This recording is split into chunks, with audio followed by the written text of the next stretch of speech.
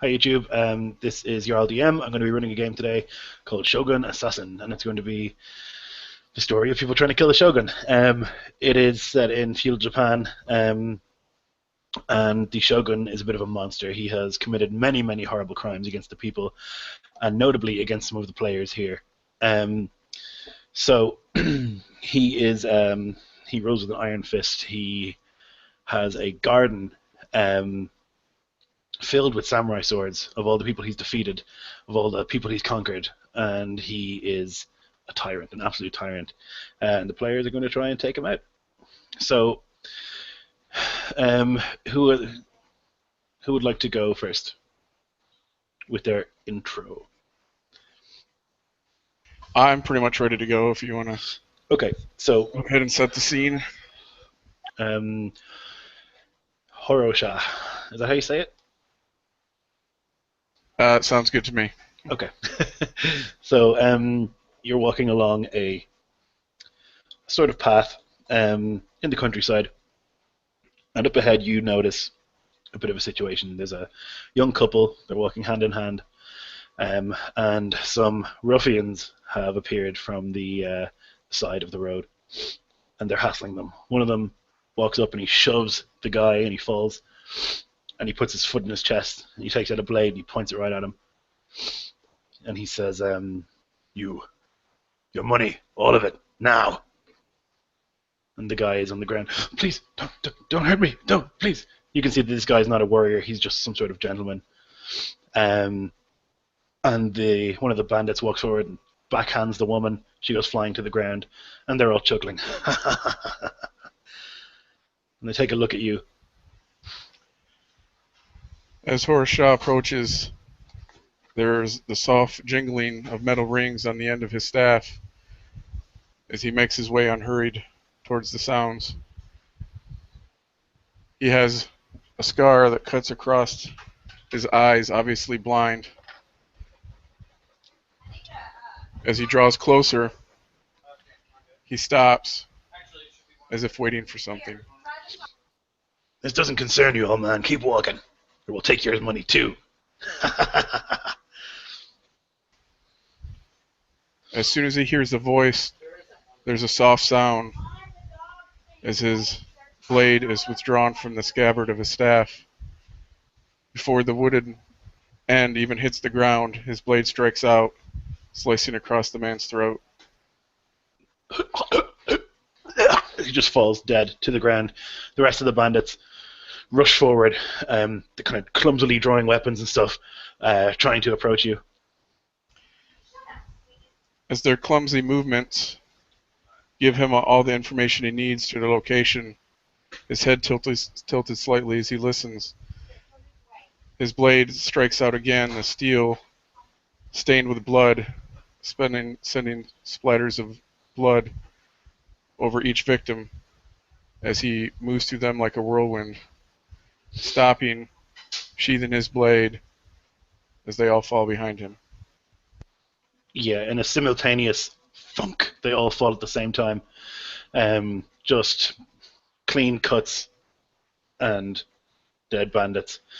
The couple get to their feet and they bow and they say, "Thank you so much, you saved our lives. Thank you, thank you. How can we repay you? Thank you so much." His head tilts again, a soft smile touching his lips. Your thanks is enough. I wish you a safe journey. They bow again and they continue on. So you're moving towards a certain location. You have received a letter. A mysterious letter. There was no signature or anything, but it said, "To all those interested in deposing the tyrant, meet." So he begins moving down the road, lightly tapping in front of him what appears once again to be a cane as he goes to the meeting place. Perfect. Okay, so who's next, guys?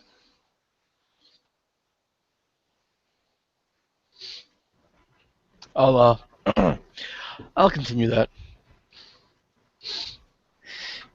You see a long stretch of road in the middle of a rice field. A lone man walking. It's pouring rain. pulls his hat lower as if to protect himself from the rain. You can hear the storm of the raindrops bashing against the straw hat. You then see just singular raindrops falling almost slowly as little orbs, one after the other, splashing against the straw. The next one you see falls against the hat, and the scene goes black. And for a moment, a sword blade slashes through the air, and everything goes red. And you see another drop. It falls to the straw, and as it hits the hat, the scene goes black, and you just hear screams. The screams of women, the screams of children. The next orb of water, the raindrop, begins to fall in, and just before it hits the straw hat, you see a woman, her eyes wet with tears pouring out. The camera pans back. You then see her face. There's blood splattered across her face. She's screaming, but you can't hear anything. Crying out in pain, but there's no sound. The camera still pans back. And you see her clutching a young child, covered in blood. This child has a bell around its hand, and she's shaking this child, a mother losing something so precious, and still you hear nothing. You hear nothing but the bell ringing as the child shakes back and forth. The woman looks into the camera, and she's screaming, and still nothing is heard but this bell. Then a sword swipes down across the woman's face. The scene goes red. And then again you see the raindrop just as it hits the straw hat. The camera begins to pan out again. And you notice the man, as he's walking, holding the straw hat down to cover his face, his hand resting against the hilt of his sword, and around the handle, the small bell that you saw around the little girl's foot.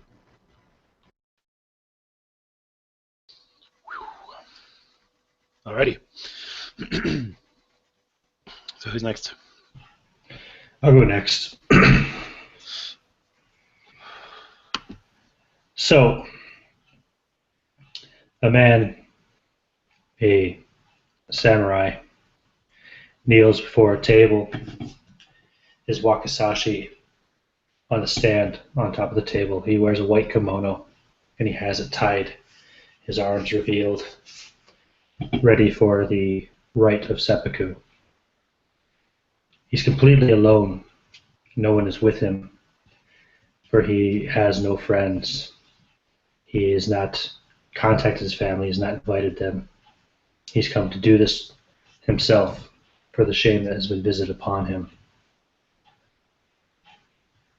He reaches down on his left side and he lifts a bottle of sake and pulls out the cork.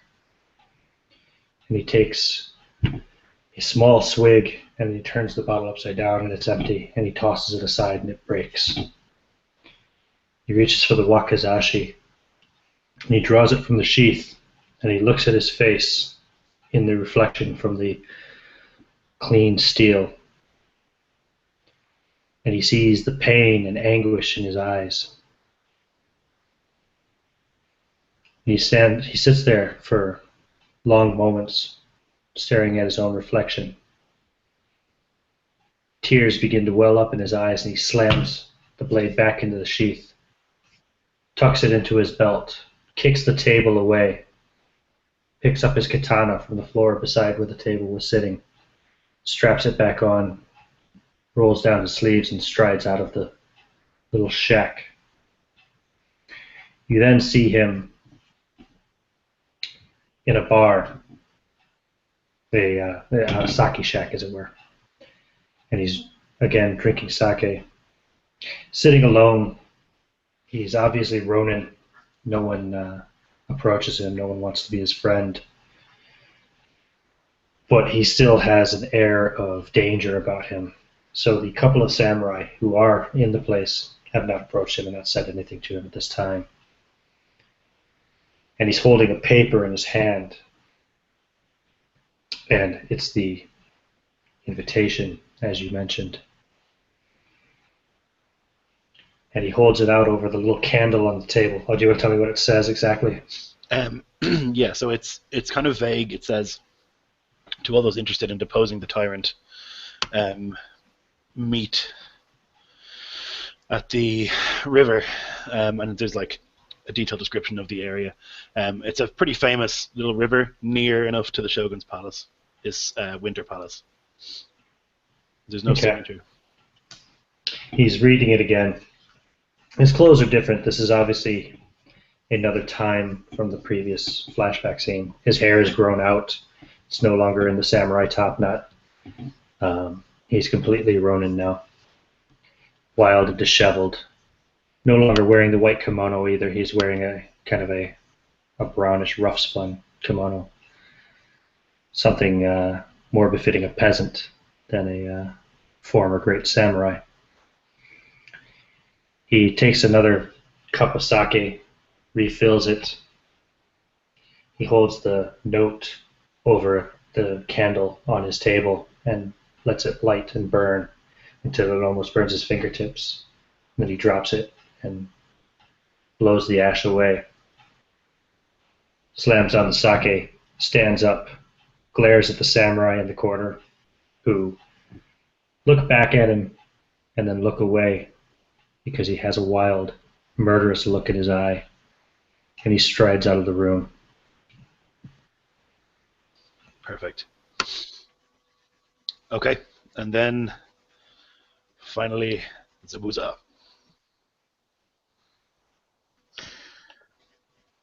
A pair of figures can be seen through a rice paper door.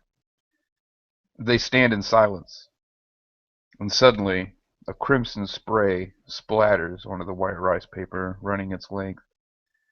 A moment later, one of the figures falls to the ground, and in that moment, the other vanishes without a trace. Standing atop a torii, outside of an elaborate estate, a shadowy figure looks off into the distance, its eyes glinting in the starlight. They are cold and emotionless. A scream cuts through the air, and the figure, unflinching, leaps from the torii, high into the night sky, a black form silhouetted against the moon, and then the figure falls from sight, melting into the darkness. Okay, so these warriors, you've all made your way to this meeting point, and you get there, and there's a man there, looks like an official, a bureaucrat. He's got these big fancy robes on, and he's got a scroll case in his hand, and you can see his hand shaking quite badly when he sees you guys arrive. And he says, you want to depose the tyrant, yes? Yurei says nothing and just glares at him.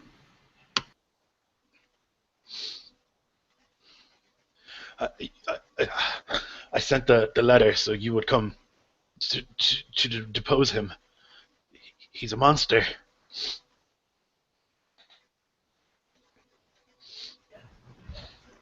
There is a soft sound of metal as Horosha lightly taps his staff on the ground.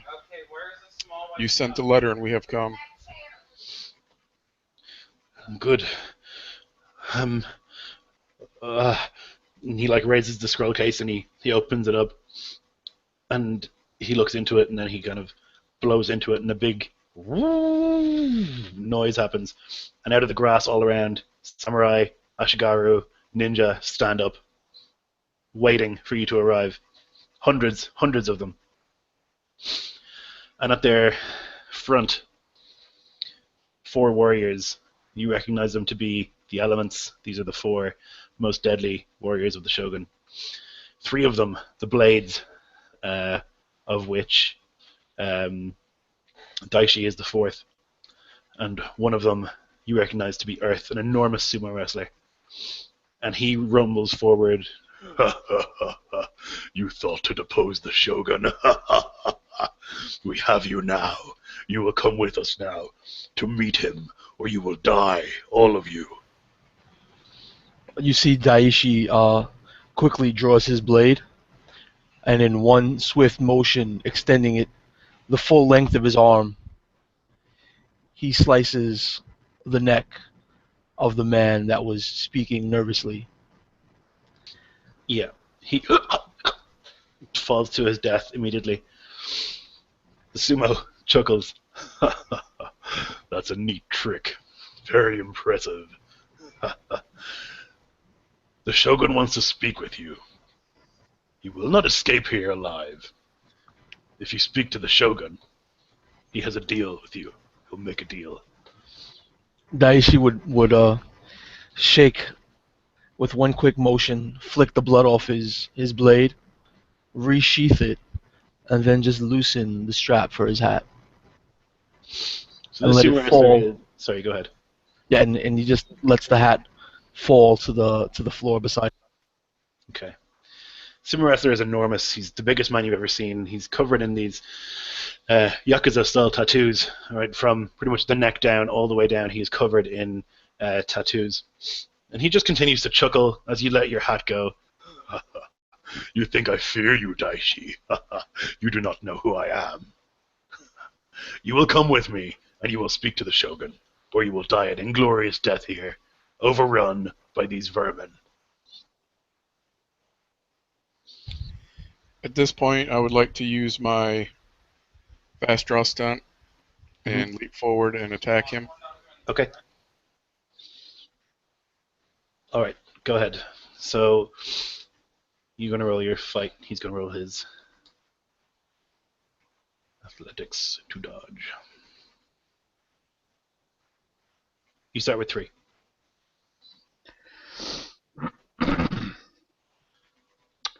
It could I invoke an aspect? What do you want to do? Oh, it's in the chat. I wanted to invoke the unseen blade is the sharpest and hurl poison kunai at this guy. Okay, so because Hirosha has a quick draw thing where he always gets to act first when you guys attack, he'll go first, and then you can do that. Okay. So what did you get, Hirosha? I only got a 4.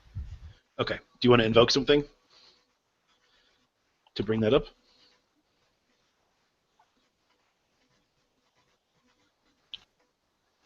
Well, I do have my aspect of appearing weak when you are strong. Mm-hmm. So appearing as an older blind man, that might give me an advantage that you wouldn't be expecting. Sure. That kind of action from me.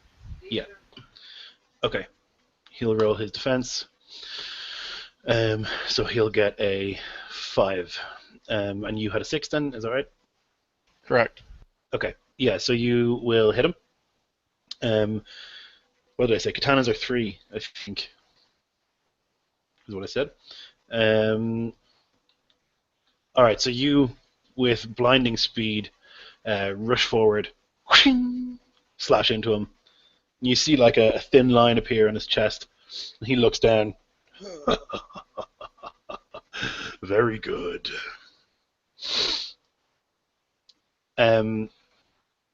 So then we'll do some actual fighting if you want to fight these guys. Yeah, I guess I just want to throw the kunai. How's that going to work? So it's going to be your shoot skill to throw Okay. stuff. Whatever that is, you'll roll 4 dice no matter what, and then you add your shoot skill to it. Okay. And what's the invoking the aspect going to do for me? That'll give you a +2 to your roll. You have to spend a fate point. Right. Okay. You have See, let's 3 do that. to begin with. Yeah, I'm gonna try and poison that big son of a bitch. Okay. All right, so roll that. And then add +3. So And that's a -1 4. you've got there. So you'll have a 2. Well, it'd be +3, then right the +2 from the aspect, right? So that'd be +5 Okay. altogether. Yeah. Except you rolled a -1, so it'll be 4. Okay. Okay, so he's All right. gonna. So yeah, it's yeah. So he would just quickly hurl some venomous kunai at him. Not really trying to kill him outright, but to let the black viscous ooze coating them do the work for him. Yeah. Okay. He will try and jump out of the way. So that's going to be a 4 from him. So you will connect. You got a 4, right? So it's a tie, actually. Bum bum bum. Tie with attack. You get a boost. So you don't actually damage him, but you get a boost, which is like a temporary aspect that you could put on him. Something like surprised or off balance or something like that. Right? Because you didn't actually connect, but you drew, so you get to put a temporary aspect on him. Okay. I put off balance on him. Okay. I was.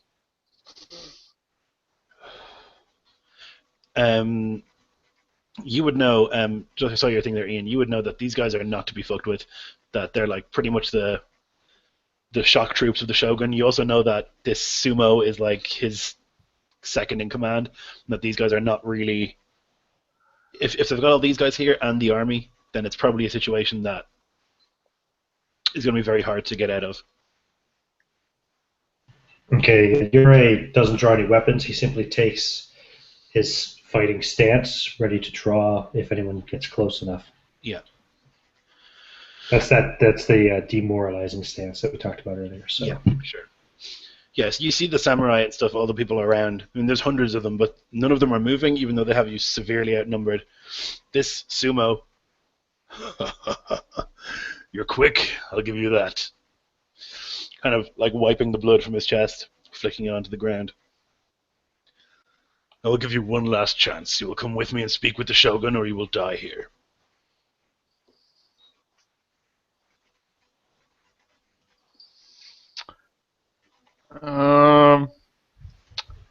We're going to ninja vanish. Okay.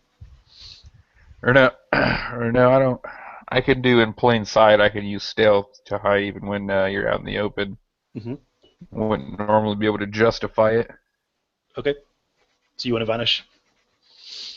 Yeah, I'm gonna use the in plain sight to just rock my stealth out in the open. So roll 4 dice. Chow, and then You only rolled 1 there. oh, oops. All right. Okay, so that's a 0. So what's your stealth? 5. Okay. I will say that the grass is quite long. You just duck down in the grass, and they're like, "What? Where do you go?" You can hear the rustling of banners. All the samurai have banners coming from their backs. You can hear that rustling in the wind.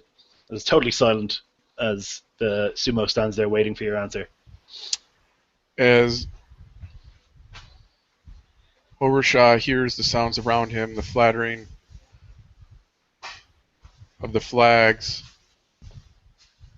the soft sounds of the grass being moved by all the bodies around him, he decides that it's better to take the chance and allow the enemies to deliver him to his goal rather than to give his life here for naught. So he sheathes his blade and then steps back. Wise choice. What about the rest of you?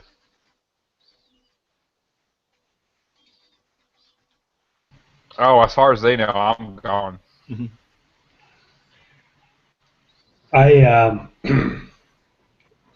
I'm willing to go with them. Yuri doesn't really say much of anything, but he'll lighten up his stance a bit. I'm not going to surrender my weapons. If they ask for that, there's going to be problems. Yuri just standing there, staring dead at this samurai with his hand on his hilt. Not in any fighting stance, but just standing. Okay. So you three, and you as well, Bruce, if you want to, but if not, you can try and get away, but once you try and run, they'll probably see you again. Or they'll at least attempt to search for you. You'll be brought before the Shogun. You're brought. This is the Winter Palace. This is not where the Garden of Blades is. It is a hideously ornate building. Everything is covered in gold, and it's very imposing, but also clearly a place of wealth. You are brought into a throne room, and there stands the Shogun. No armor, just a pretty fancy kimono. And there's a sort of throne behind him, and behind him are 2 rows of samurai. You recognize some of them by name. And by banner, anyway. And you see that chained to the throne are numerous naked girls, boys, women, men, just chained to the throne. And he paces up and down as you stand there in the middle of all this. And he spreads his arms wide. And he says, "Well, I have you now, pathetic warriors. You harbored thoughts of destroying me, of getting revenge for the perceived slights I have caused you. You did not know the extent of my power. Not even your thoughts are safe from me. It was all a ruse to get you here." He walks over to the throne and sits down. He clicks his fingers. "Aikiko!" And a girl who's maybe 17 years old, also naked, she comes and she gets on all fours, and he sits on the throne and puts his feet up on her back. He chuckles, looking at you. And he says, "I do not fear your wrath, warriors. You will not destroy me. I am untouchable here. I am more powerful than any of you. You have but one choice." And a bunch of the samurais walk forward with tantos, and they deliver them to your feet. And they step back. "You can die here with honor, or you can live your lives as dogs fleeing from me and my wolves. Decide." As the first one walks over to Daishi with the tanto, before he has a chance to lay it at my feet, Daishi will flick his foot up at the tanto, kicking it so that the blade flies into the man's neck. Okay, excellent. So I'm not even make you roll. That's just great. So you kick it up. It flies out of the scabbard it's in, flips in the air, right in the guy's throat.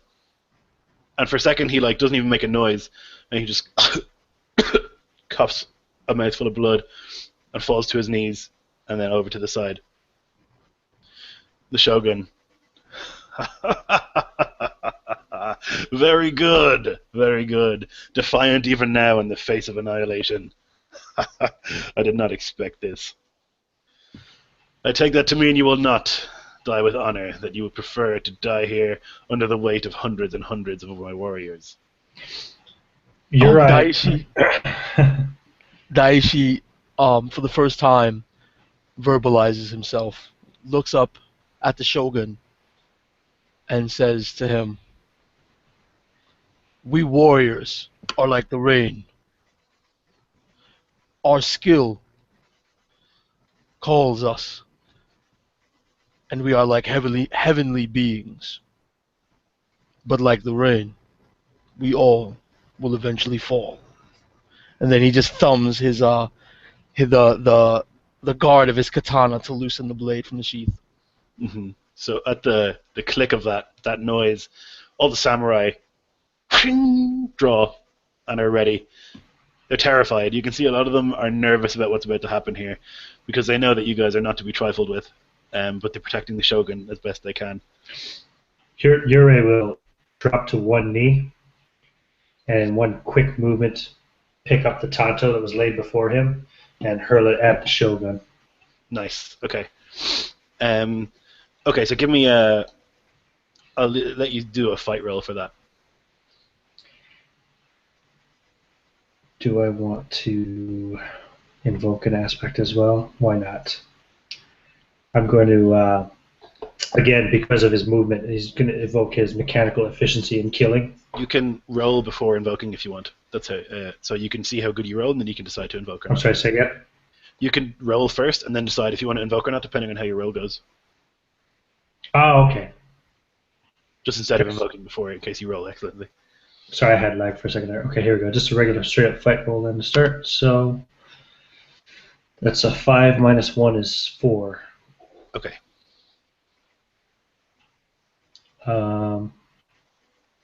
So if I invoke, it gives me +2, right? Yep. Yep, I'll do that. I'll spend a fate point. to Okay, make this thing. sure. So you kneel for a second, and you see the smile cross the Shogun's face, and then it changes to a look of fear as the Tanto just flies towards him. I'm going to give you a fate point so that one of the samurais jumps in front and takes the blade. So samurai just bullet time jumps in front and takes the blade right in the chest, and he falls to the ground dead. And the Shogun stands up. I'm disappointed. I thought we could end this in a civilized manner. Yurei stays on one knee, and doesn't move. Mm-hmm. The Shogun. Go ahead. As he's speaking, and the other samurai leaps into the way to absorb the Tanto. Zabuza would like to try to somersault over this samurai that's leaping into the way, and as he's flipping in the air, hurl out some poison shuriken at the Shogun. Okay, so you'll need to do an athletics roll to pull that off. Firstly, for the flip, Okay. it's going to be just against a 2. So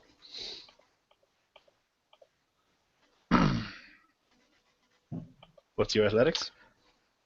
I believe it is a 4. Yeah, +4.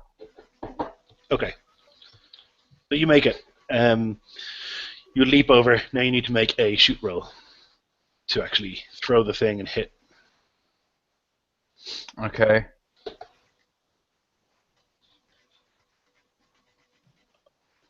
And then ranged is +3. So you've got a 2.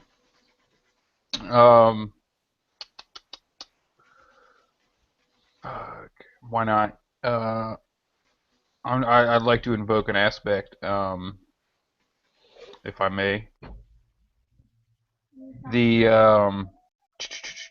Shinigami in the flesh to try to hit an immediately vital spot, so a carotid artery or something to get that poison to just do its work. Yeah. Okay, so you've got a total of 4 then, right? Because you invoked your aspect. So I'm going to have the Shogun do an athletics roll to jump out of the way. Okay, he makes it easily. Son of a bitch.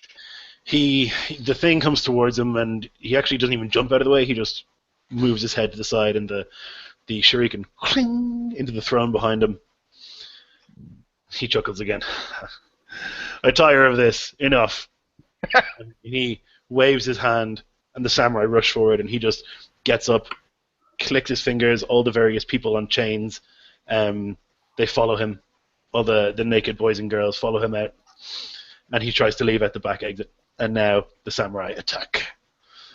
Many, many, many samurai rush forward to battle you guys. So, I forgot how to do initiative. Let's have everybody roll a notice. Is that probably what you would do? I don't know. I'll have you all roll a fight, okay? And that's how we'll determine initiative, because that makes sense to me. Okay. So I get a +6. Okay. So I got +4 to mine. Okay. So I think I just got a 3. Is that right? Yeah. Yurei is 6. on 4. Okay.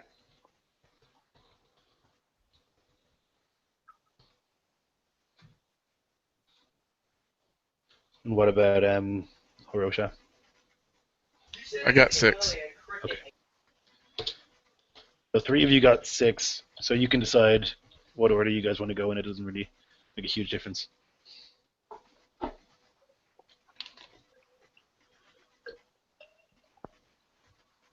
Okay, Hirosha goes first because he's the last one to say something.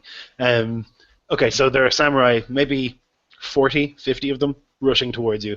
None of them have attacked yet. They're kind of worried about actually fighting, but the intent is there anyway. As the Shogun began speaking before making his exit, Orosha began again lightly tapping his staff on the ground, making a rhythmic sound with the metal rings. The rhythm of it increasing as the Shogun left and the samurai began to approach.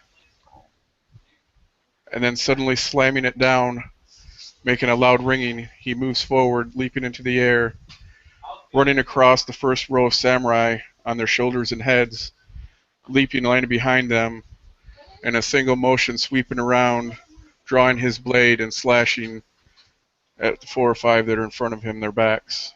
Perfect. Excellent.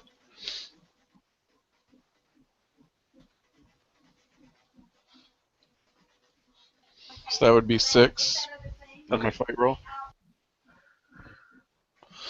All right. Yeah, you absolutely annihilate them.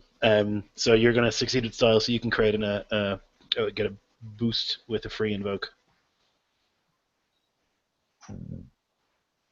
You can you can reduce your damage by 1 to get a boost if you like. But they only got a 2. No, sorry, a 1.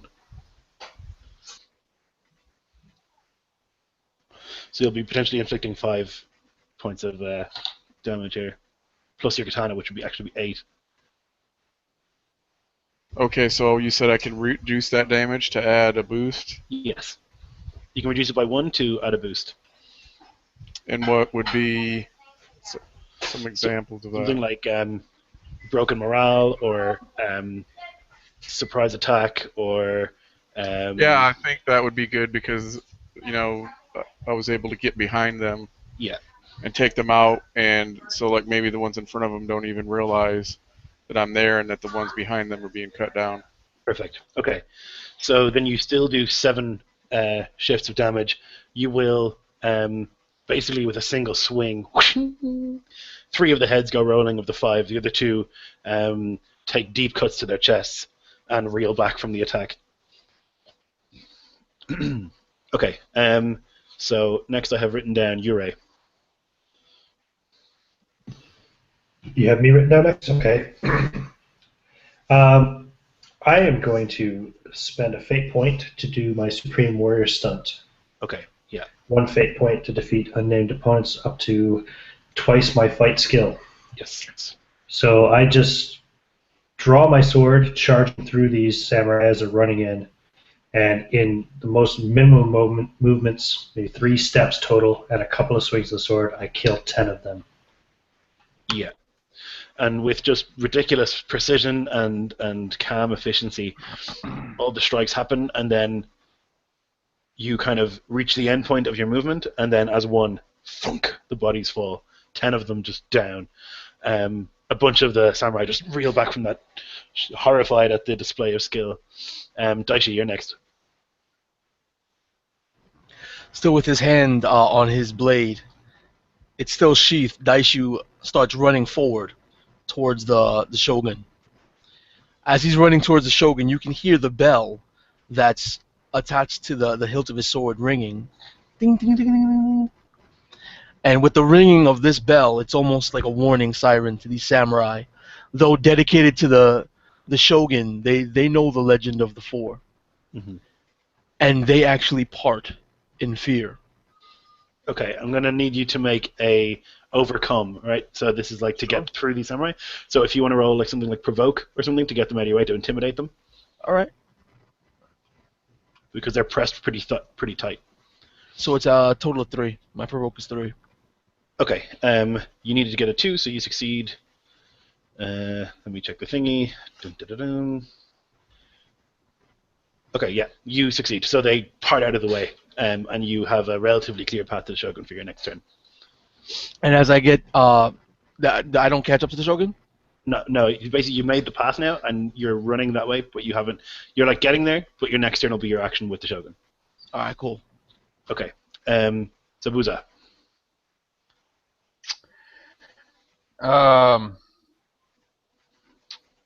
Seeing Daishi head for the Shogun and part the warriors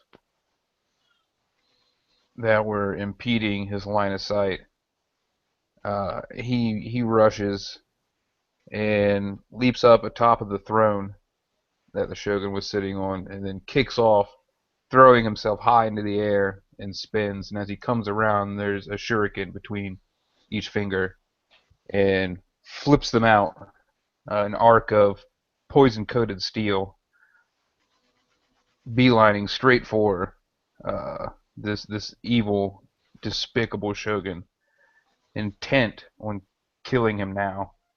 Okay, so make a shoot roll to hit him. All right, come on, Fate Roller, be good to me. So that just cancels itself out. And my shoot is 3. Fuck, man. All right, last aspect. Shinigami in the flesh. Add +2. Okay, so a 5. Yeah. He wants this man dead.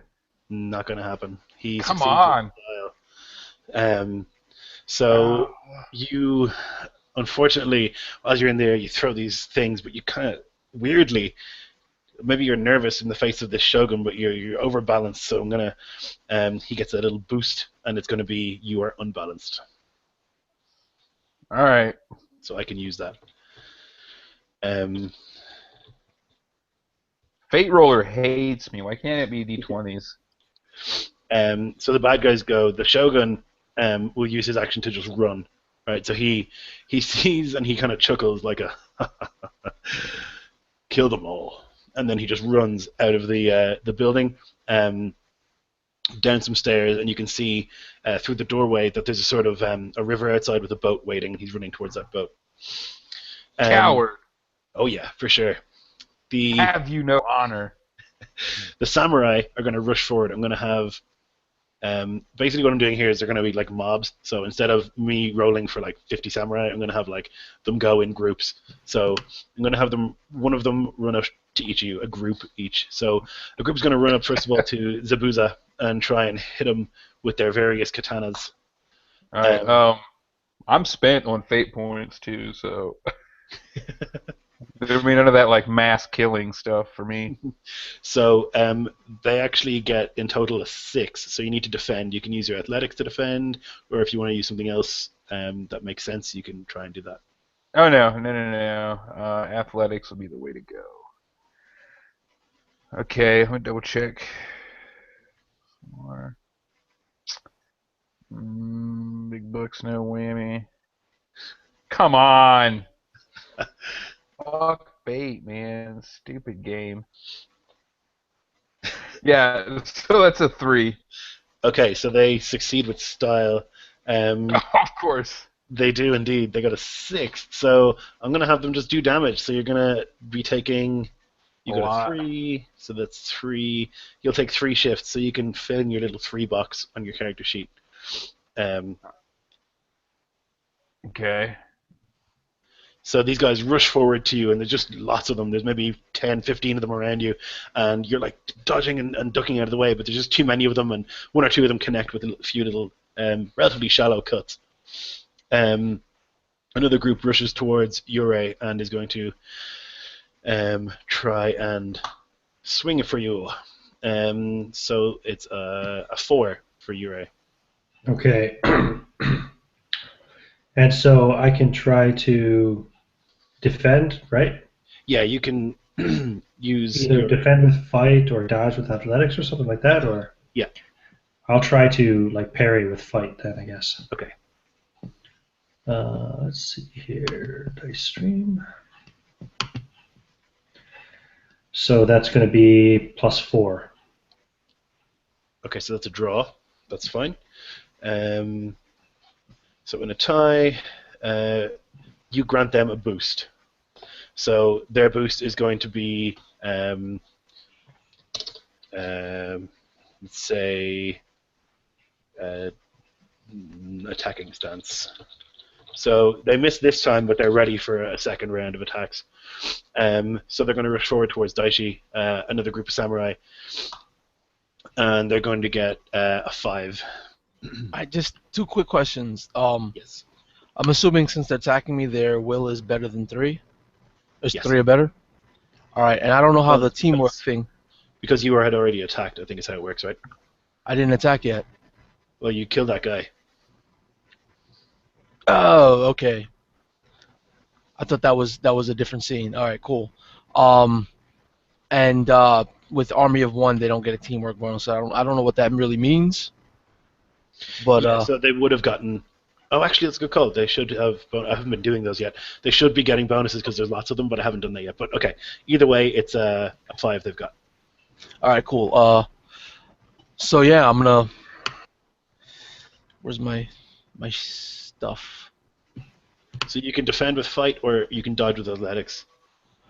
I'm actually not gonna draw my sword yet, so I'm gonna dodge with athletics. Okay. So I get a +2 to my athletics, and my athletics is 4. I get a total of 6. Okay, so you beat them. So that's a good thing. When you success, you avoid the attack. So nothing happens. You don't get any sort of. Yeah. So as they're trying to mob Daishi, he keeps his sword sheathed, and then you just see him dodging and flowing. And as he's flowing, he's moving so smoothly that the bell actually stops ringing until he stops. And then when he stops dodging, you hear tickling. Nice. That's great. Okay, so then a couple of them are standing around the blind samurai, and they're like, "This will be easy. You can't even see." And they'll swing. Ooh, maybe it will be easy. So it's going to be 6. Jesus Christ. 6. Okay. So you managed to parry all of their attacks or dodge whatever you did. Okay. So back to the top, which is going to be Horosha. Your next act. So as the foolish samurai close and clumsily attack, Orosha weaves through the strikes of their blades, slapping them harmlessly aside as he begins his own series of strikes.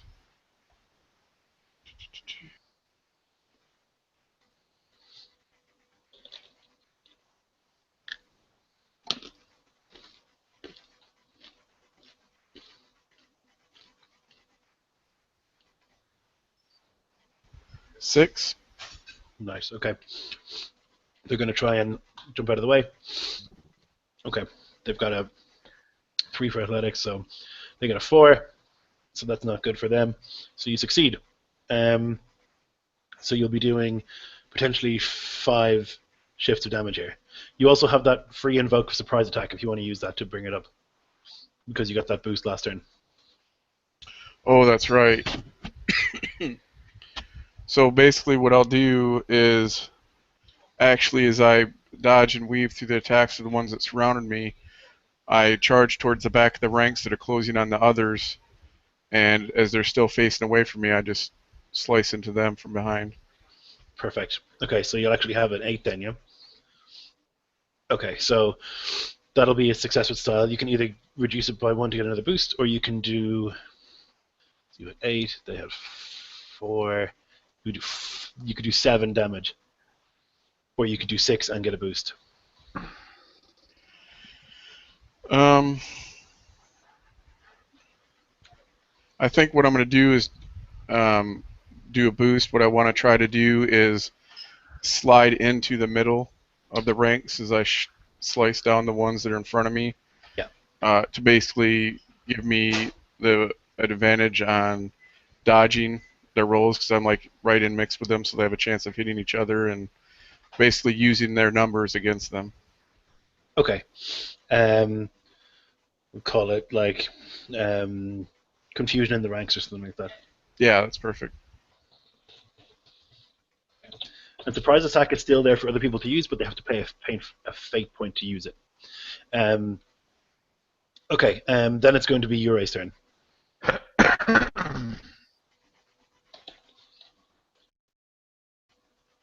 You there, Ian? Yeah, I'm sorry. My stuff keeps freezing up. Oh, No idea what even happened on the last turn. Okay. But, okay. So this guy's still in front of me that got the boost on me, his attacking stance, yeah? Mm-hmm. Okay. In that case, then I'm going to make it my duty this round just to end him.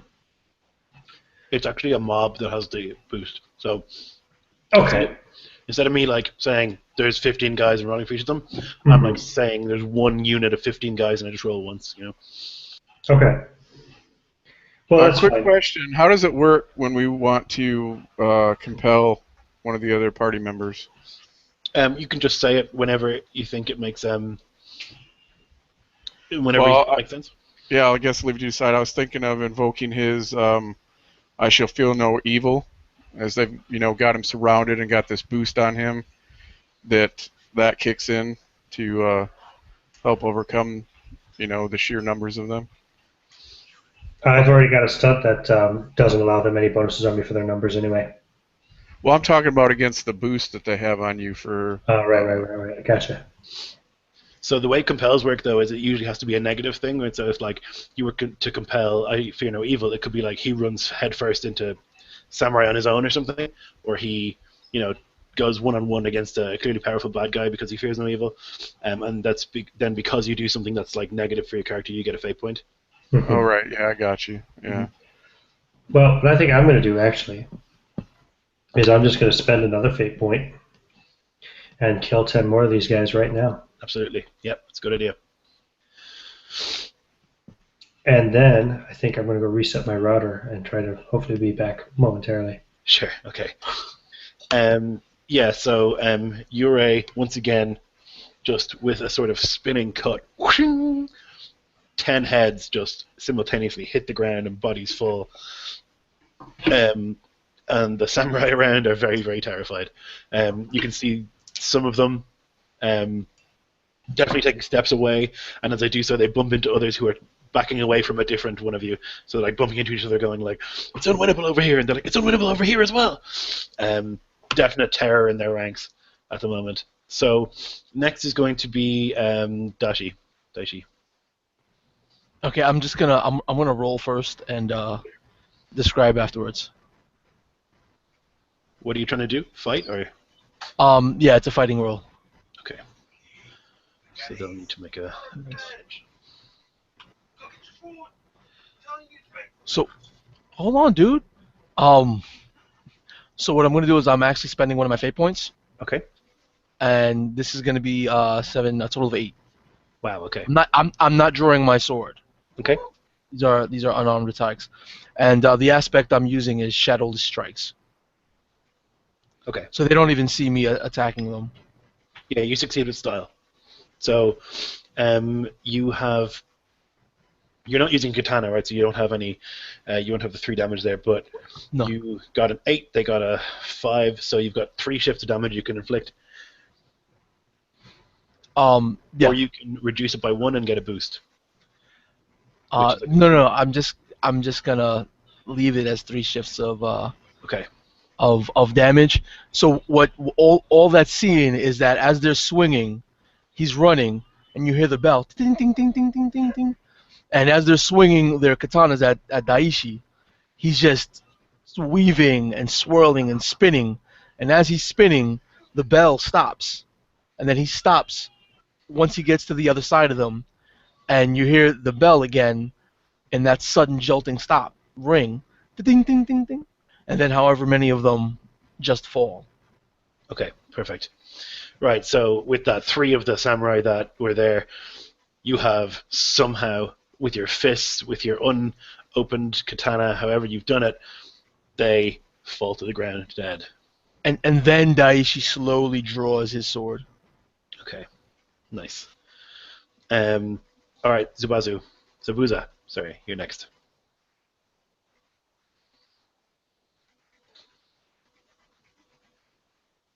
It's you, Bruce. I was talking. I didn't realize I was muted. I was saying I'm in a pretty bad spot right now. How long does that negative thing affect me for me being unbalanced or whatever? Basically, they can invoke it for free on their turn to get a bonus to mess with you, right? So it's like they can invoke it the way you invoke aspects to give them a bonus on their next roll. Okay. I would like to compel Bruce. If I can compel death before dishonor, Okay. so that rather than trying to flee and change his position, he's going to have to try to attack the leader of the group right in front of him. I don't know if I should thank you or hate you right now. Well, you have to attack the main samurai leading the group. All right, so I have to attack him. Mm-hmm. So we'll try that, I guess. This is great. So that would be 5. Okay. Since you're attacking one guy, he won't have any of the teamwork stuff, so I'm gonna bam. Okay, yeah. So you succeed. So you'll be doing. You succeeded by 1, so you'll have 1 extra plus the 3 from the katana, so 4 damage. All right. Sweet. Okay, so what you kill him. You actually kill him. Does he die? Yeah. Okay. So yeah.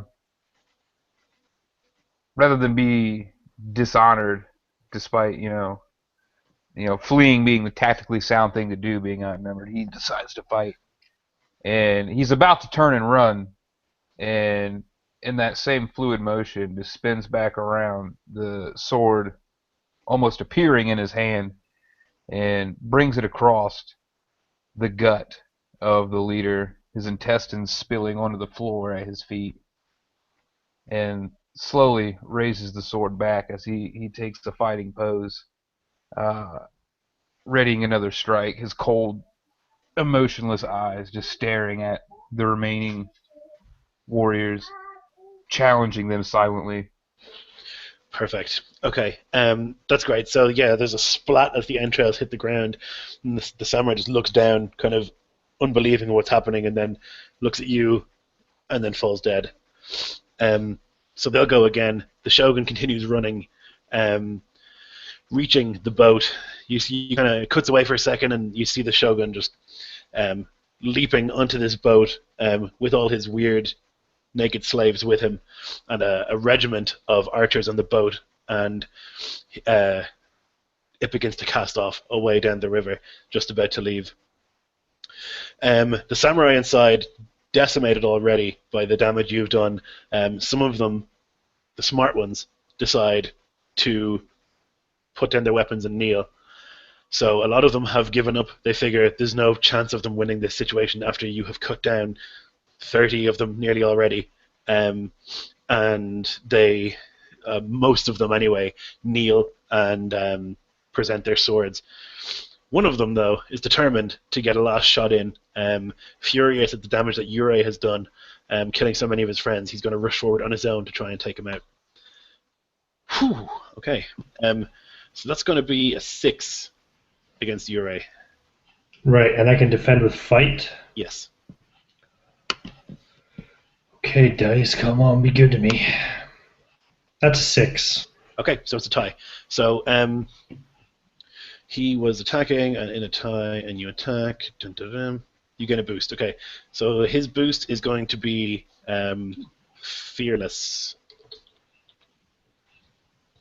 I should have invoked all the shit I have. Okay, it doesn't matter.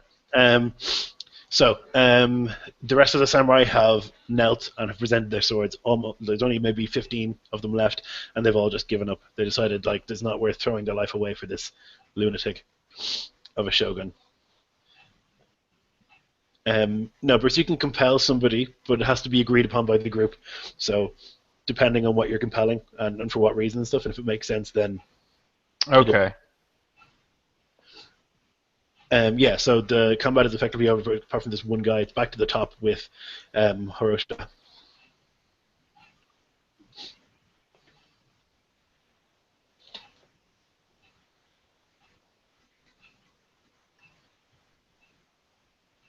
Good Roger. talk.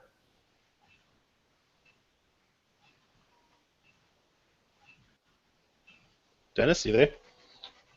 Oh, I'm sorry. No worries. So It's they've all pretty much given up?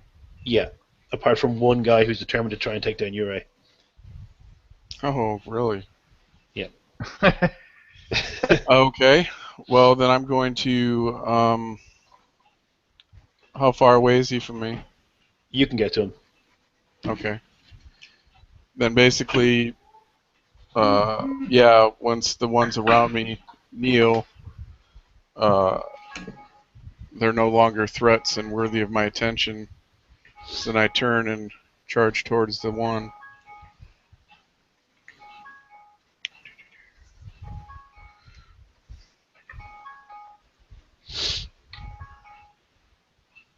So that would be a 4. Okay. I'll have him roll his defense. Okay, so he gets a 2. So you succeed. So you kill him. Describe it.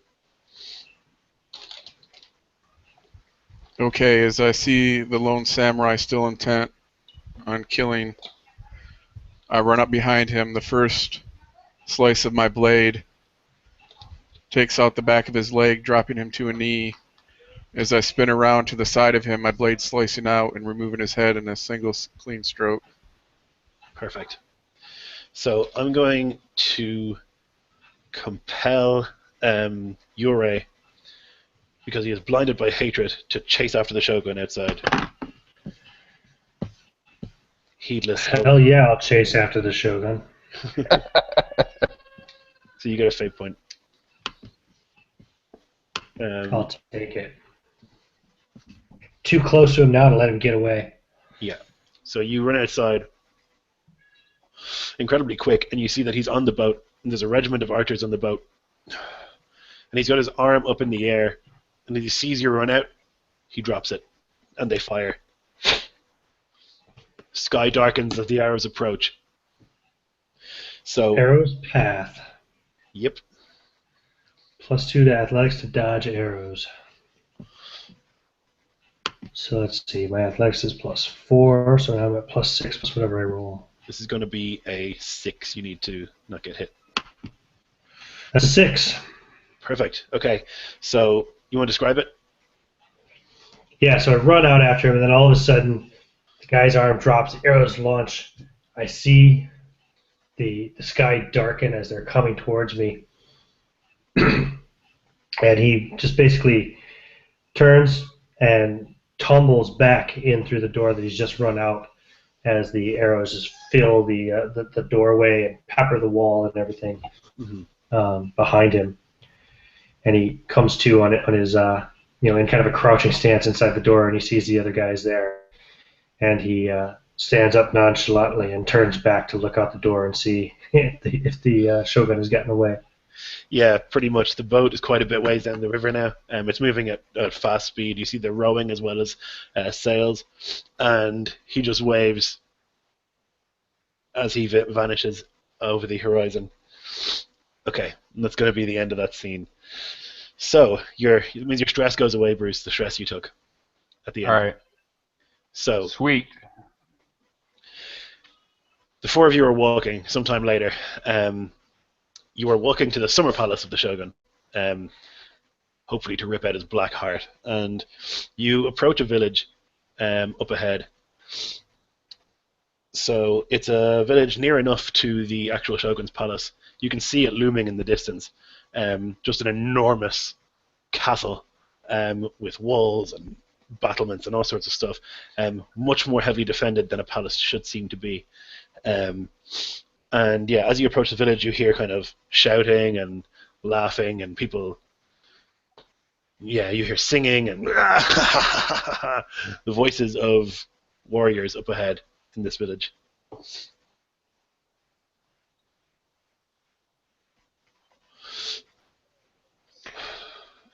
Now, hearing the voices of warriors, is it well known that this is some form of highly loyal village to the Shogun? No, you actually think that it's probably occupied at the moment by Shogun soldiers. This is a pretty common occurrence. Like soldiers from the Shogun will just come into a village and take it over and harass the people and that kind of thing. All right. You've seen it a lot in your travels. Like you'll go to a village, trying to stay low, not cause much trouble, and you'll just see soldiers from the Shogun, like killing, raping, stealing, harassing Oh people, yeah. the whole thing. So knowing this, knowing that the Shogun's here and it's going to be occupied with his scum, Zabuza will move into some form of cover and take to the shadows and try to single out as he's moving into the village. Try to start singling out warriors and slitting their throats and dragging their corpses into shady, slummy areas and depositing them, and just systematically wipe them out as stealthily as possible. So, as you approach the village, you can see that it's like there's a town square and a couple of buildings around there. There's a well in the middle, and you can see that the biggest building in the village is a bar. And as you approach the village itself, obviously very quietly, hidden well, you see like a man get kicked out the door. And he's clearly a bartender. He's got an apron on. He's a little overweight, and he kind of gets to his feet, and you see this samurai walk out after him. "You dog! You dishonored me! You charged me for drinks!" He's clearly hammered. "You honorless dog!" And he just walks up, and he like clumsily draws a katana, and he swings for the guy, and the guy like just jumps out of the way. "Stop moving! Stay where you are!" And the guy is like trying to run away, and the samurai just eventually just swings and takes him out. Wipes or flicks the blood off his blade, puts it back in his scabbard, and goes back into the bar. Is it too late to try to prevent that? Yeah. Okay. It is too late to prevent that. Would it be too late to intercept this scum before he goes back into the bar? No, you could try and do that. Alright. I would absolutely like to try to do that. Unless anybody else wants to. If not, where would I be at location-wise? Would I have, secreted myself away? I think you probably would have. Yeah, you'd be like in the shadow of a building probably. The rest of you are probably walking a little bit behind. Okay. I mean, it's up to you how you want to enter the village. There doesn't seem many people out in the actual village. It seems like most of the activity's in the bar. Okay. If I may, if there's an alley by the bar, I'd like to place myself into that as swiftly and quickly as possible. And as this alleged samurai passes by to lash out with a kunai and stick it right in the base of his skull, severing his spine from his cranium, and at the same time reach out with my other hand, muffle his mouth. Not that he'll have much time to speak, and spirit him into the alley. Okay. So you want to throw it or you want to stab him? As he's passing, as he's walking by, I would just lash out. The darkness itself was reaching out and stab this man in the base of his skull. Okay. And you have a stun pull him into for using stealth to attack. Yes. Okay, you can do that here. Okay. So, big bucks, no whammy with this frickin' dice roller. So, alright, that's better than negatives. So that'd be 1 plus, I'm doing fighting? Stealth. So, stealth. Oh yeah, okay, then that'd be 6. Okay, yeah, you absolutely annihilate him. So you can just describe, as you said, you put this kunai in the base of his skull, you drag him into the alleyway. There's not a single bit of noise as you take care of this guy. Excellent. So the rest of you, how do you want to enter the village? All right. As we're walking towards the village, Daishi is just walking steadily in the open on the road, singular of purpose. Mumbling under his breath, you hear him say, "Honor is an illusion." And then you see his foot crash against the floor. The dirt and dust of the road clouds up, and then the cloud shows images of samurais' heads being severed.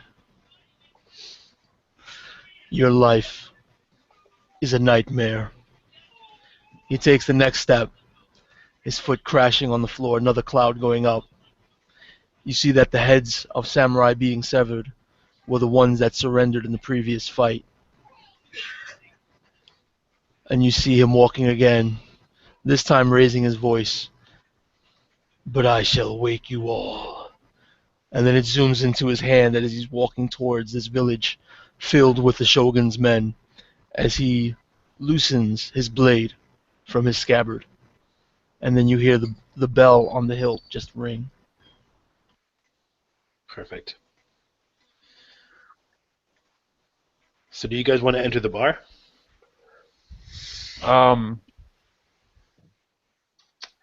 Not through traditional means. Zabuza does not. Sure.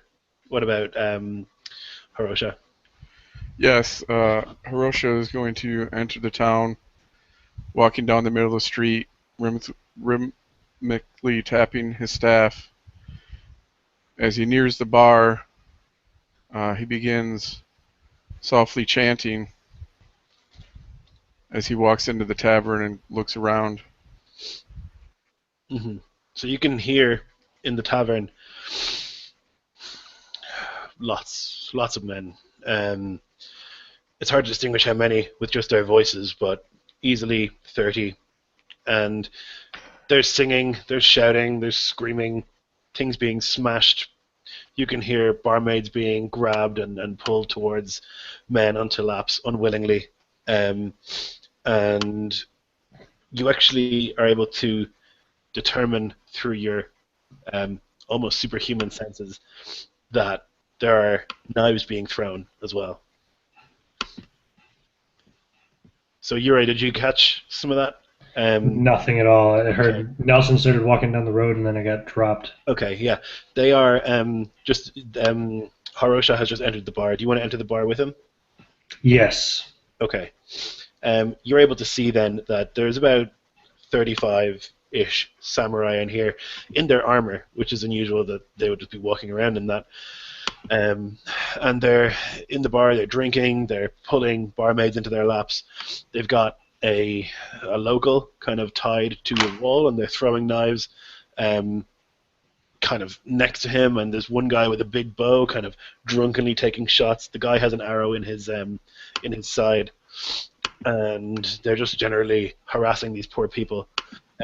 You see a boy come over with a tray full of drinks, and one of the samurai just smacks it out of his hand and soaks him with the sake, which is hot. The boy screams.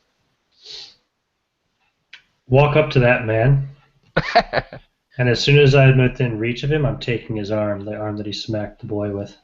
Okay. Yeah, you're able to do that. Just Don't say a single word, not a flash of emotion across my face, just cold as ice. Yeah. Let's see, I have all my dice stream settings are all screwed up now, so let's see here. Here we go. With a single flash of steel. That's going to be an 8. Wow. Okay. So, I wasn't gonna make you roll, but you fucking nailed it. So I'm gonna. You definitely succeed. You succeed with lots of style. So I'm gonna let you create an advantage for the scene here. So you can create an aspect for the scene. Something like, I don't know, fucking pants pissingly terrifying or something. I was just going to say, yeah, I was going to create the advantage that basically have intimidated the entire room. Yeah. Okay, so this guy, my arm, falls on the ground and kind of rolls around a bit. And the samurai at his table kind of look up at figuring out what's going on, and they kind of make to move back from their chairs and stand up. But they're slow. You can tell that they're drunk, and their reactions aren't as quick as they could be. So if you guys are determined to kill everybody in here, you can absolutely do that. I'll give you all a round of attacks before some initiative gets going. They kind of... Everybody going into the bar ruined my plan. I just want to burn that fucker down. I had thought about that as well, but there's innocence in here. You know, collateral damage. All right, so we're all getting our attacks. Yes. What were you going to say, Dennis?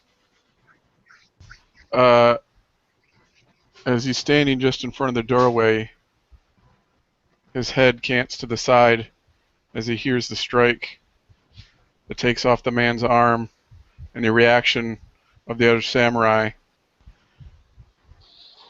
Using those noises, he picks out those he wishes to target, charging forward like a whirlwind as he draws his blade and strikes out,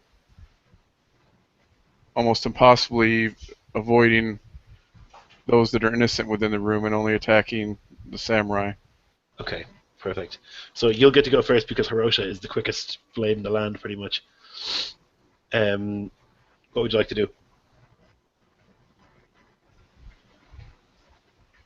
I think what I'll do is run forward, leap up into the air, my robes fluttering as I land on the tabletop, dropping to a knee, and the blade just slashing out at head level to those that are gathered around it. Okay, perfect. So there's 2 free oaks of that aspect that Ian created, so he can allow you to use that if he so chooses. Yeah, absolutely. Go for it. So yeah, as they're frozen in fear and shock at what they just witnessed, they don't even have time to even react to my appearance as I strike out.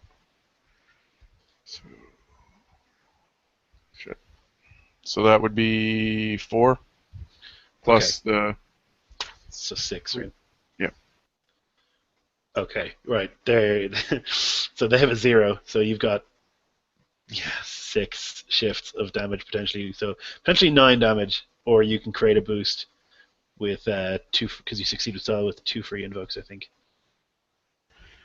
So yeah, if I can, what I would like to do is those that I strike with enough damage to take their heads cleanly off, and in unison, like the fountain that you might see in a courtyard, blood just begins spraying all over their fellow samurai, Yeah. causing their clothes, their armor, and their weapons to become slick. Okay, perfect. So the boost is going to be like drenched in blood or something. Yeah, that sounds good. Okay, so yeah, you see Hirosha just like nimbly walk through this chaotic bar filled with people, almost like dancing to the music of the people shouting and screaming, and he just jumps atop this table and with a single flick of his blade kills every samurai at that table, which is close to 9 of them.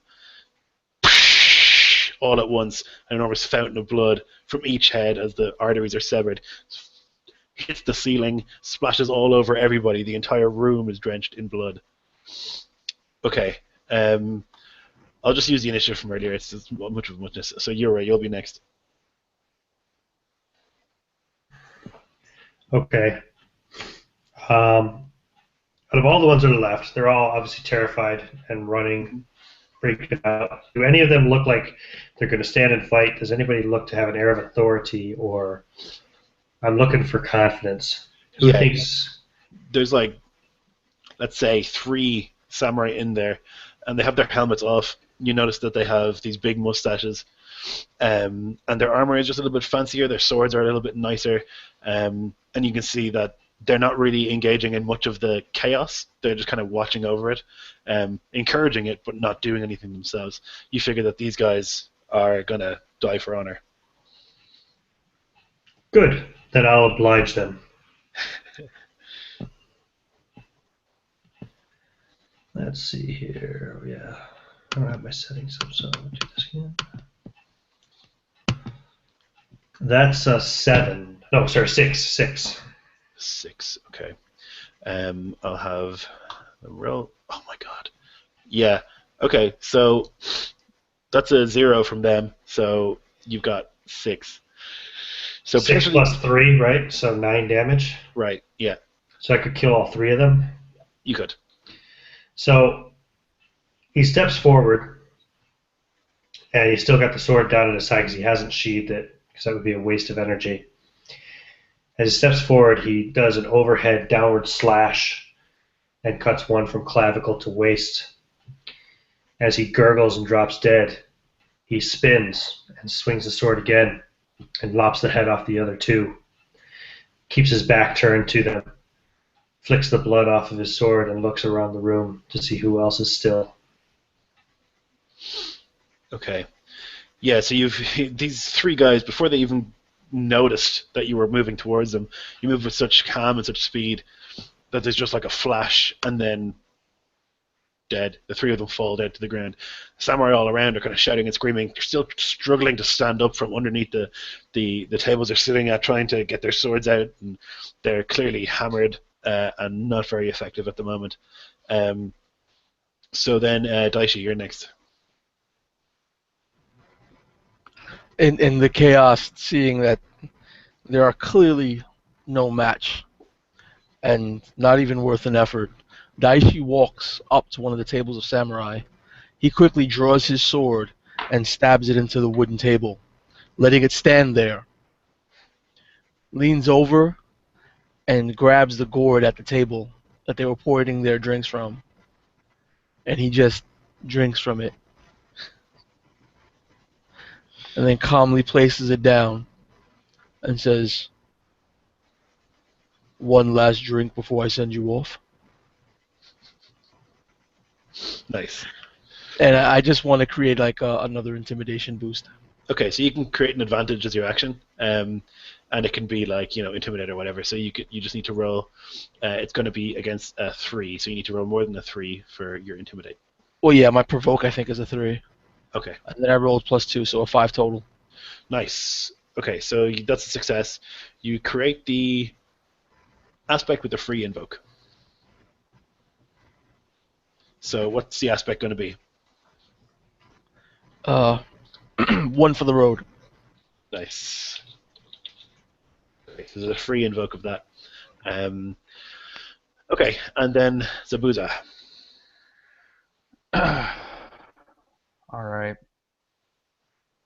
I am going to, from on high in the rafters, unseen, tucked into the shadows, having taken a different approach to entering the bar than the others, will once again draw out between each finger 8 different shuriken and cross his arms over his chest and look down and notice the carnage that's going on, the blood pooling everywhere from the swordsman that he travels with, and try to take note of any of the drunk samurai that are immediately starting to rise out of the table, and hurl a shuriken at each of them silently from above, and kill them, and try to create a silent form of intimidation as their bodies slump back down into the seats from some unseen attack. Okay, so it's kind of one or the other. You either attack or you make the advantage. So you could intimidate them by being up in the shadows and making your presence known that there's a ninja in the roof, or you could attack and potentially take out a bunch of them. The good thing about creating advantages is that other players can use them as well. So if you need them, you don't have to spend a fate point to use them. That's why they're really good tactically. I'll just kill a bunch of people instead. Mm-hmm. So let's see here. So it'll be shoot. Yeah. I'm just more concerned about this damn fate roller. See, I hate this damn thing. Plus I gotta use my stealth, so. Yes. So there are things you can use for boost. There is Drenched in Blood, which has 2 free uses, 1 for the road, which is a free use, and the Intimidation thing as well, which is a free use. There's 4 potential things you can invoke here if your friends let you. Okay. So if I can invoke the one for the road, as Daishi's over there speaking and telling them, before I send you off, and try to uh, just pepper that table with shuriken and kill all of them as he stands there, steel whizzing around him, so that he doesn't even have to lift a finger, as if his words alone did the job. Nice. Okay, so what did you roll? It would have been. So you've got a -1 there. So that'd be 5 with the stealth, and then whatever his boost would give me. And then -1 for the roll. So it should be, you should have 6, I think. Yeah. Okay, so they have I to try and believe. dodge. Okay, they don't. They get a 3, and you get a 6, so you succeed with style. So not only do you succeed, you get to create another boost. If you want to. So you can either do the damage, all damage, or you can reduce the damage by 1 to create another boost. I'll reduce the damage by 1 to create another boost. Okay, and what do you want to call the boost? Death from above or something? Yes. Okay. And 1 for the road. Do those samurai die? Some of them die, yes. I'm gonna Could say, it be like when they're taking their shots, and they go like this? yes. You know how they take the shots, they pivot into the air. Yeah. That's when the shurikens just into the throat of each one. And they fall dead to the ground. Okay, awesome. You guys are monsters. So the bad guys will go. The very Wait, few... Go ahead. Just as the shurikens hit those guys taking the shots and they fall dead to the floor, Daishi just voices out loudly, "Kampai!" So, the remaining samurai are definitely worried. You see a bunch of them kind of like kick over the tables as they stand up, and they just try and run for the door, but they can't get through quick enough. So I'm going to make them do... I'm not going to make them do anything. They're just running for the door. They're trying to get away. You can see that the ones who are outside already are just sprinting, and the ones who are inside are just like pushing and pushing, and the ones who are at the very back are turned around facing the bar with their swords drawn kind of shakily, holding them up, terrified of what is almost certainly certain death. So that's going to be their turn. Hirosha. Okay, as they begin to make their escape, I'm going to attack, and Get attacks of opportunity, right? I'm going That's how that to works. do my roll first, so I can properly describe what's going to happen here. Okay, so it's going to be a 5, but I want to, of course, use the boost of Drenched in Blood. What I'm going to do is they run for the door. I'm going to leap from the table, holding my palm against the butt of my blade as I just drive it through the first one and continue my momentum to spear the one behind him and just keep pushing forward down the line, to skewer those I can and then send the rest sprawling out the front door. Perfect. Okay. I'll just roll them for them to dodge. Okay, they don't. You do exactly what you said you do. Just with the momentum, just like push through 1, 2, 3, and just the very tip of the katana, a 4th, just enough to take him down. And like a shish kebab, you pull the blade out very slowly, and 4 of them die. The rest of them continue to try and run out the door. Yurei. How many got outside? Maybe 5 or 6. And how many are still in the room? About the same amount. Okay. I'll walk over, calmly push the door closed. If any of them are still standing around the door, I just glare at them as I walk over, and I don't know if do they move or do they challenge me? They're trying to get out the door. As you approach, they push even harder to try and get out, but they can't really get out at the moment. I'll actually just kind of push them out of the way as I slam the door shut. Okay. And I look around the room at all of them and say, "You are all going to die in here." You may do so honorably. And I just look at them expectantly. So, of the maybe 5 guys in there, 2 of them kind of nod, and they reverse the grip on their katanas and end themselves, fall to their knees, and die. The others, still holding their katanas in a very wobbly sort of fashion, are determined to try and fight or maybe try and escape. Are any of them still near me? Mm-hmm. Because I haven't really taken an action per se. No, I just spoke. Yeah.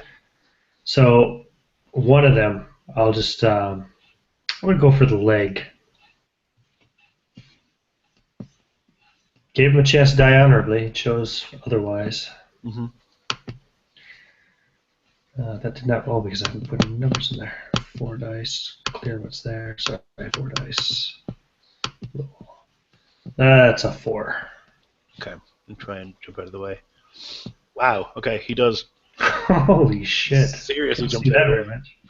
Wow. Yeah. So he gets a little boost for jumping out of the way. He somehow, maybe because he's got his adrenaline is so high, he like backflips onto the bar, and he's ready there. So I'm going to give him high ground as a boost. And he says, "The Shogun will have your life. You cannot hope to win." Okay, then it's going to be Daishi. Daishi will pull his katana out of the table where he was at. He'll calmly walk over to the table that the samurai is, the shaking samurai is standing upon. Right? And he'll use his katana to cut the legs of the table on one side, the side he's facing, so that the samurai starts falling towards him. And I'll roll that now. So fighting is 5, 6, 7 total. No, 6 total. So you're trying to cut the leg of the table. Yeah. Okay. So I'll make him do athletics to like not fall over. Okay, so that's -2. He had a 3, so that's a 1. Yeah, you managed to do it. So you cut the leg out of this table, and he's not expecting it. He just kind of stumbles to the ground. As he stumbles to the ground, I'm just gonna raise my sword up to his face, Mhm. and tell him the Shogun took my life many years ago. He looks at you with wide eyes, not having a clue what you're talking about. Okay, so Buza.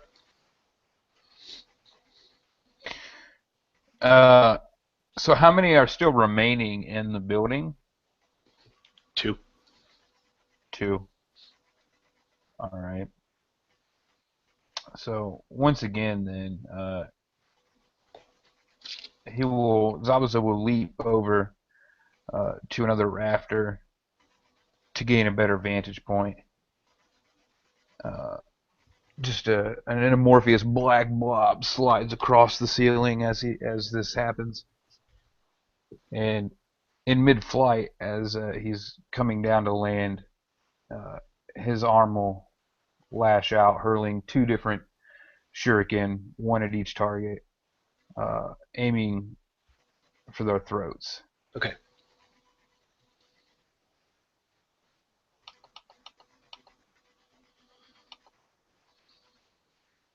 Okay. Would I still get the stealth, being unseen? Yes. So you can use your stealth to attack basically while you're not seen, and you've just been in the ceiling, creeping around. Right. Okay. You've had other concerns. So that would be a 4, then 5 minus 1. Okay, I'll roll for them to escape. Okay, they do not. You hit. And So then do what, that thing that I created, that death from above, what would that do? Can I use that, or? it would increase it by 2, yeah. It would increase your Okay. roll by 2. But Okay, you're supposed to do that before I roll, before I tell you. You know. So basically what's supposed to happen is you say how much you're going to use, if you're going to invoke or not, and then I roll. Oh, well, I did not know that. That's okay. I'll allow it. You can use it now. Okay, I would definitely would have done that. So Mhm. that would have been a 6 total with that. Okay, these guys had a 3, so it's a 4, so you succeed. Yeah, you hit, you do 2 shifts of damage, and it's going to be 2 from the shuriken, so you're going to do 4. It's enough to take them both out. Okay. So just whooshing, and 2 shurikens embed themselves in the foreheads of these guys, and they just go down. So looking around the bar, there's the kid who's been scalded with the sake. There's a man who's half dead, tied to the wall with an arrow in his waist. And there's a serving girl. And they're just covered in blood. And there's like a silence now in the room. And they just look, wondering if they're going to get away. Not moving. How, in what kind of condition does the tied up man look? Does he look like he's probably going to die? Yeah, he's got an arrow in his waist. You reckon he's probably done for? All right. If that's the case, I would like to, if I may, invoke Daishi's aspect, which I can't see right now. He had one, something about a single bloody purpose. Okay. To make him kill him? Yeah, to put him out of his misery. Okay. I was going to compel you for that, so that works for me. That's fine if you'd like to do that. Absolutely. I was going to compel Shinigami in the flesh because this guy is pretty much dead anyway, and you are death. So. Right. Yeah. That's if that's what you want to do, man. That'll work too. So you have to kill this man. Yeah. Just again, unflinching. From the rafters, a shuriken would come spiraling down, and from this man's point of view, almost in slow motion, just these 4 buzzing blades come in, and perhaps a sigh of relief is breathed as it slices deep into his throat and cuts back, thrown with enough force to sever the spinal column to end the misery almost immediately. And simultaneously, as that's coming in, Zabuza drops down from the rafters. Okay. The serving girl is shaking, and she's kind of looking at all of you, trying to figure out if you're going to kill her or rape her or what's going to happen. And she just like tentatively moves 1 foot back, and there's a creak in the floorboard as she does so. When the last 2 samurai fall, Horashot cants his head slightly, feeling something on his cheek, wiping at a spot of blood, which is the only mark, which is surprising given that he was in the middle of that fountain. And as the silence fills the room and he hears that creak of the floorboard, his gaze, though unseen, snaps in the direction of the sound. Please, don't hurt me. Can I go? I don't work for the Shogun. Zabuza would simply step aside, unspeaking, as if telling her that she can pass. She bows and runs out the door. There's just a little kid who's been scalded with the sake, and he's crying in a corner.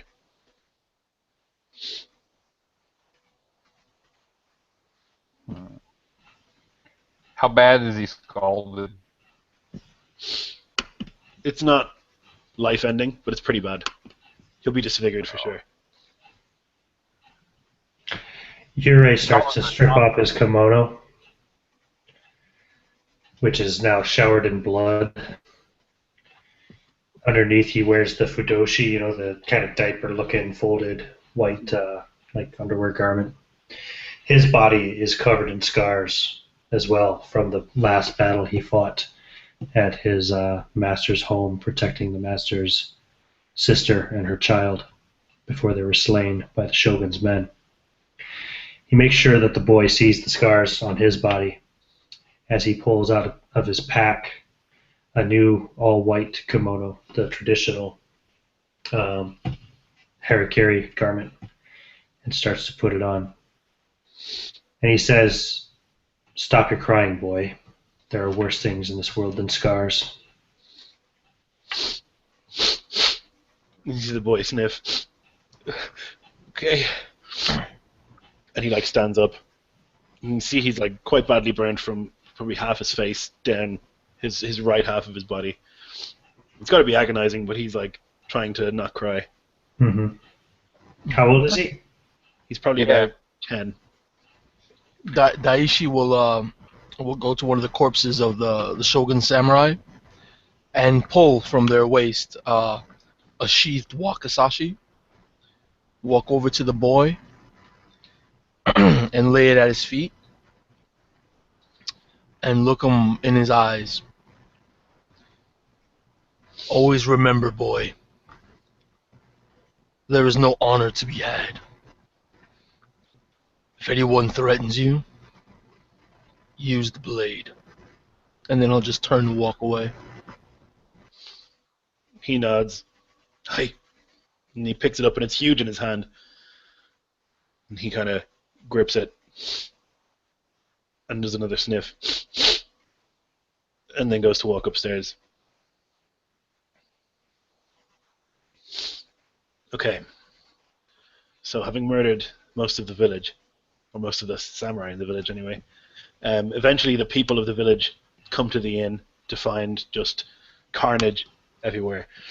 And an elderly woman comes in and she kind of gives out, what's going to happen here? Who's going to clean this up? What the hell? What's going on here? How dare you?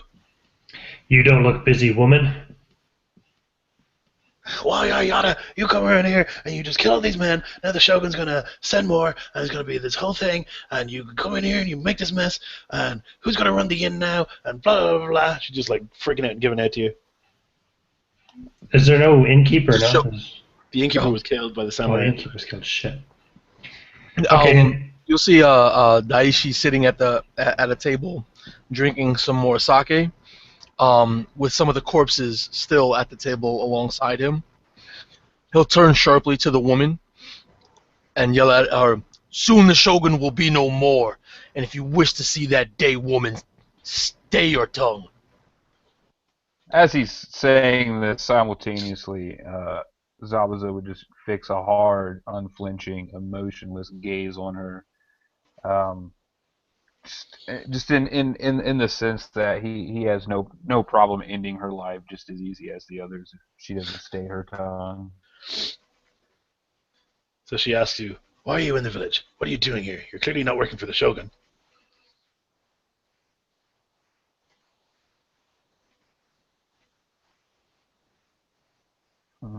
Zabuza remains silent. Yurei picks up a bottle and says, "Why, we're drinking sake. What are you doing?" I'm worried about this inn now. Who's going to run it? I mean, I guess I could, but it's a lot of work. I already make the clothes. Well, I mean... You're very welcome. Is there some form of like symbol or keys or something that would distinguish the owner of the inn? Well, he's dead outside. He had an apron on. That's how you figured he was the owner. All right. I'll go grab the apron and toss it to her. Okay, yeah, I mean, it's covered in blood. She'll put it on and tie it around her back. Okay, well, I mean, a room will cost you 5 silver if you want to stay for the night. As she says this, I would just kind of gesture around the room at all the blood and carnage, and as if begging her to reconsider this outrageous price. Surely, some of the samurai had coin. I'll pick up one of their coin pouches. It's probably got a lot more than 5 silver in it. I'll toss it to her. Okay. And I'll say, we'll have something warm to eat. We're not likely to see another sunset after today. Sure, sure. She gets some of the other people from the village, like runs out and gets some of them, and they come in and like people start to scrub the blood off the wooden floors and like move the bodies outside, and they cook up a meal. Um, it's fine. It's not like grand, but it's kind of homey, and you guys can tuck in and enjoy that for the night. So you'll get a night's rest here, and tomorrow you'll make for the palace itself. Yeah, Yuri will eat and drink more than his share. So if you guys want to maybe like describe what your characters would do on this like last night before the big battle, you know, how you would try and sleep, or if you would sleep, or if you would meditate, or anything like that.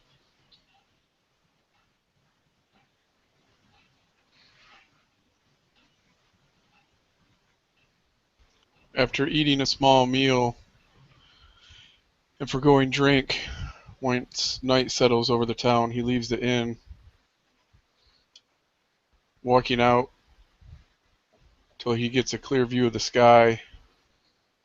And although he cannot see, his gaze is turned upward, as if taking in the sight of the moon in the sky, as he allows the breeze and the scents and sounds of the night to flow over him.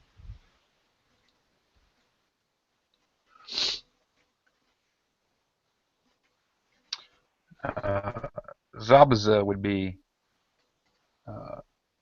outside in the light of the lamps and still clad entirely in black,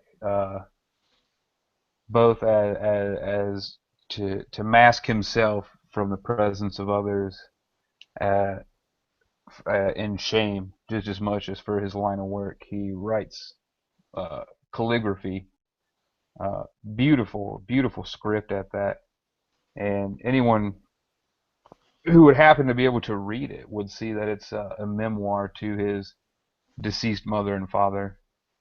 And as he finishes it, he whispers a slight prayer and holds it over an open flame,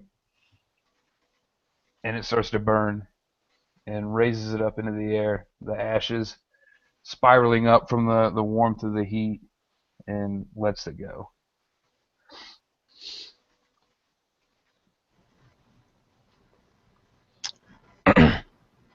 As Daishi is knocking back shots of sake, he slams one shot down, and then crashes the cup onto the table. As it crashes and makes its loud sound, there's nothing but a vision of red. And the camera pans out. You see that the red is a stain on a young girl's dress. At the center of this stain, a blade driven fully to the hilt, held by a young man's hands. As the blade is being pulled out, you can hear the woman in the background crying. It continues to pan out as the blade is withdrawn from this poor child's body. You see a young man, no older than the age of 16, wielding this blade. Then the camera flips back to Daishi. He slams another shot of sake and brings the cup down crashing on the table. And again, as the cup crashes, everything blacks out. And you see the woman holding the child that was just killed in her arms, crying, screaming out. The child is the one with the bell around her ankle. This time, you can hear the screaming. You can hear the screaming of many young women and children, drowning out the sound of the bell.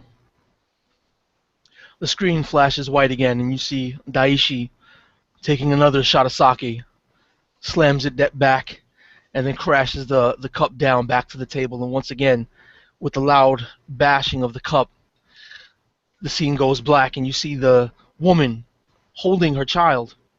And the camera pans further back. And you see the young man standing before the woman. The woman's eyes full of tears. Her dress stained with the blood of her own child. She's screaming and yelling, "No, how could you? My son!" And with those words, the young man drives the katana into the woman's chest. The screen goes black. And you see Daishi leaning over, pouring himself another glass of sake. Excellent. So, next morning, you guys walk towards the palace. And in front of you is the Garden of Swords. It's this perfectly kept garden. Grass is like green, flowers blooming all over the place, but most notable are the perfect rows of katanas, hundreds and hundreds of katanas in these symmetrical rows. End to end, it's filled with them. You see banners next to some of the katanas of fallen daimyos, fallen samurai, and the path goes through this garden to a staircase, and at the top of the staircase is the palace itself. The wind howls, and all the flags and banners flutter in the air, and on the stairs you see them. It's 4 people. You see... Go ahead. The banners, they're on poles. Yeah. Do I see my lord's banner? Yes, you do. I walk over to it, and I pull it out of the ground, and I carry it with me as I approach the palace. Mm-hmm. You see the sumo wrestler that you saw not so long ago, and he's standing there, and he's got all his tattoos, and he's actually, even though he's enormous, he's definitely heavily muscled. Next to him stands a samurai in full battle regalia, orange, bright orange, and he's got this blood red katana. Next to him stands a karateka, so a karate master. He's dressed in a perfect white karate suit. And next to him, an archer dressed in blue. And you know that these are the elements: earth, fire, air, and water. The foremost terrifying warriors in the shogun's under the shogun's command. You know that the 3 who aren't the sumo wrestler are the other blades. So the first, second, and third, of which Dashi is the 4th. They stand there unmoving, standing at the top of the stairs, waiting for you to approach. As we first begin moving through the graveyard of swords, Urasha's thoughts turn inward, recalling the memory the last time that he was able to see. He stands across from his opponent, the wooden bokken at his side, as they wait for the signal to begin. He catches the movement over his opponent's shoulder as he saw his lord being taken from all sides, betrayed, cut down with dishonor, and the flash of steel that takes his sight from him, as he can feel the weight of the death, betrayal, and dishonor all around him in the field. An old man walks in behind you. He's ancient. He's got to be 90 if he's not 100. And he just walks about halfway between you and the other 4. And he sits down on the ground and he puts out a little bowl as if begging. And he takes out a shamisen, which is a sort of guitar. And he begins to play. Yurei will drop a pouch of coins from the inn into the bowl as he walks past, not even looking at the old beggar, still holding the banner high and striding straight towards the elements. So of course, just as you approach, thunder rumbles overhead. Lightning cracks, it begins to lash rain. Thunder rumbles, the guy plays his shamisen, and the four elements. It's the guitar one, yeah.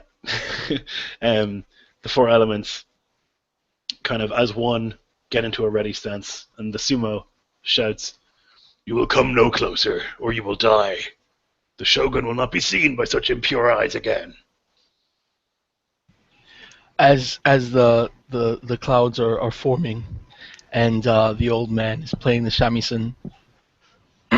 In between the chords, he's looking at the other three blades of death, and the first chord plays, and in between the first and the second chord, he sees the first blade not as a man clad in armor, but as a young boy covered in his own father's blood.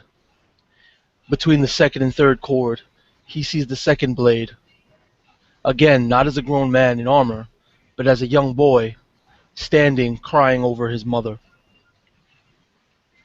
Between the third and fourth chords, he sees the third blade, again not as a man covered in armor, but laughing maniacally over the corpses of his three young sisters as a child. And then the fifth and sixth chord plays, and you see them all as adults, fully clad in their samurai armor again. Daishi cries out, "My brothers, today we die." And he draws his sword. Yurei levels the banner like a spear and starts to charge towards him, full speed. What I'm going to do is, it's a bit of a feint. I'll make it look like I'm running straight towards the sumo guy. He's got it out the front, right? Yeah. So I'm charging towards him as if I'm going to spear him on the end of this thing. But what I plan to do is, when I get close enough, and I imagine I'm going to have to probably dodge or deflect some arrows on the way, I'm going to use it as a pole vault and vault back behind them. Nice. Okay. Zabuzu, you wanted to stealth, right? You didn't want to engage directly. Absolutely not.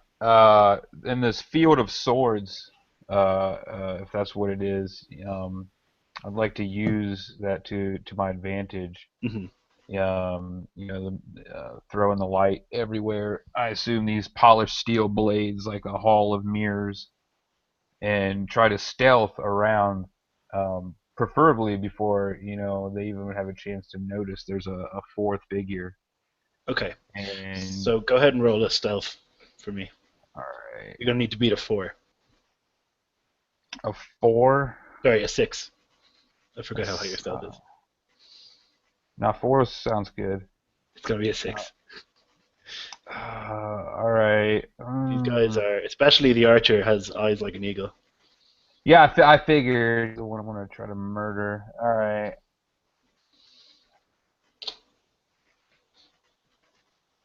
That would be 5, 7, -1. It'd be 6 exactly. Unless I could invoke an aspect.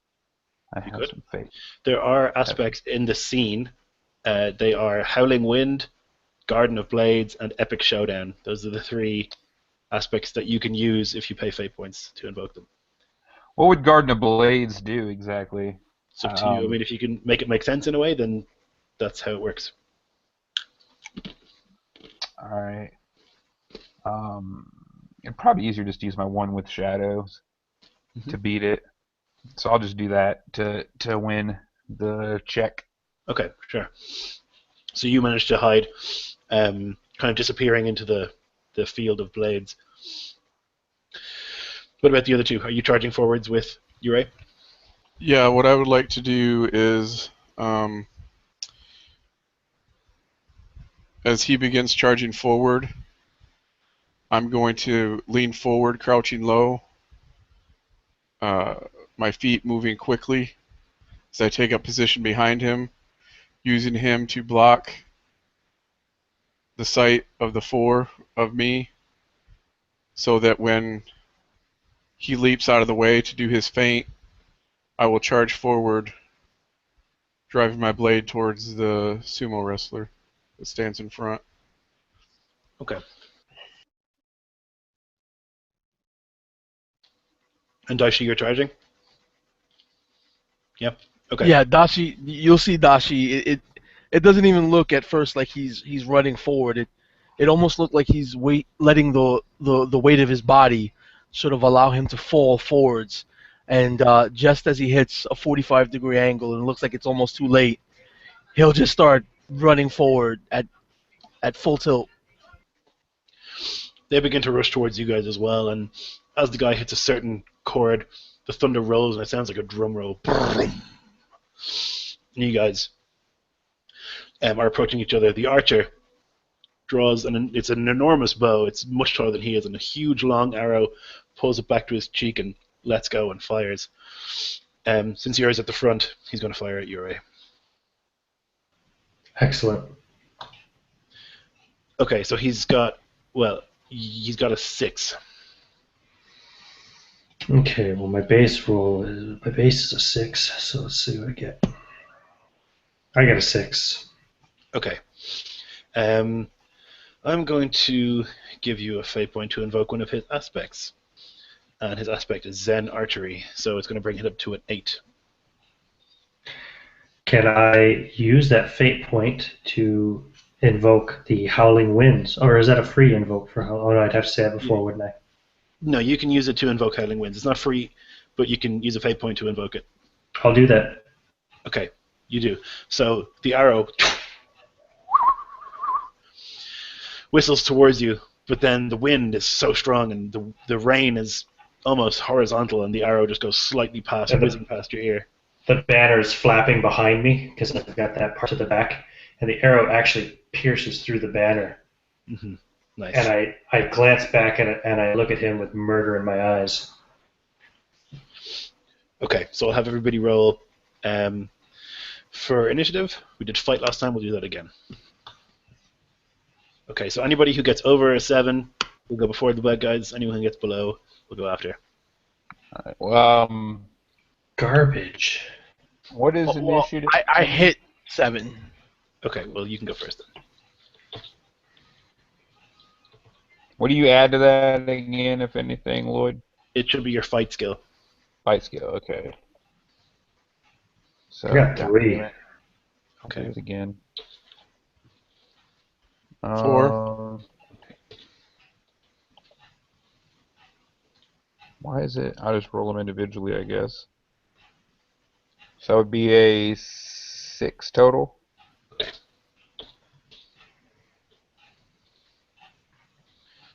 Okay, so Daichi, you were the first to act. So can I can I close with the other 3 blades? You'll have to run a little bit longer than that. You'll have to spend your turn running because they're quite far away. They'll have to run towards you on their turn That's as well. exactly what I'm doing. Daichi is not slowing down one bit. If anything, he's picking up speed. So you can, if you want to, try and create an advantage or something like that at the moment, but you won't be able to attack them yet, unless you have a ranged weapon or something. You could try and do that.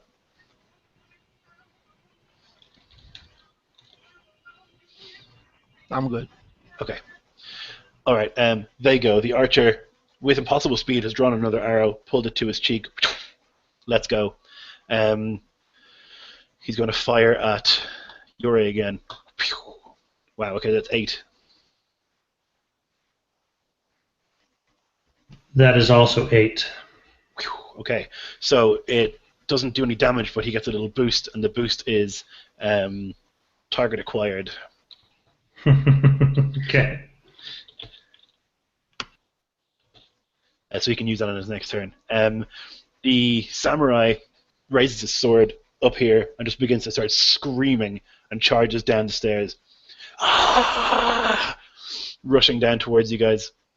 The karateka, the karate warrior, begins to zoom down the stairs at impossible speed, covering twice the distance of the samurai, almost engaged with Yurei. And the sumo begins to lumber down as well behind. Okay, Zabuza. All right. At this point, I would be trying to circle around and come up behind the archer, unnoticed. You have to spend another turn moving because it's quite far away. Okay. All right. So I will spend another turn moving. I guess that's all I can do. I don't know. You can try and create an advantage like surprise attack or flanking attack or something like that if you want. You could use your stealth to create an advantage, and then if you succeed, you'll get a free invoke of that, so you can use it next time. All right, yeah, I suppose I'll try to do that. Use my stealth to create the flanking advantage. So what do you want me to do? Just roll some dice here. It's going to be 6. So that would be, those cancel each other out, so it'd just be 5. Okay. So when you fail to create an aspect with narrative consequences, or you create it but someone else gets a free invoke. Okay, so either you fail to create the advantage, or you can create it, but the bad guys might get to use it with a free invoke. Yeah, so I failed to create the advantage. That's what happens. Okay, it says here with narrative consequences. So you try and get your flanking attack, but unfortunately you're unable to, and you just make a tiny little bit of noise as you do. So they might have a chance to see you next time. Yep, unfortunately so. I don't know why I listen to you, man. You talked me into this with your honey-covered words. It's definitely strategically the best thing to do. Usually, if you roll badly, that's unfortunate. Hirosha. Has the one in front, the karate master, has he reached us yet? You could reach him this turn if you move towards him. Okay.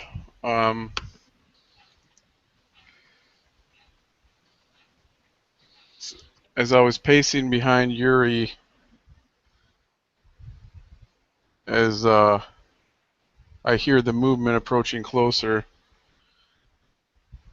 I will,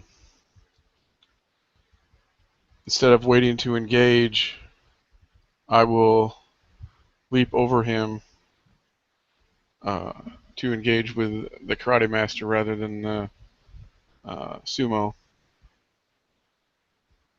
As I leap through the air, my blade swinging, attempting to strike and land behind him.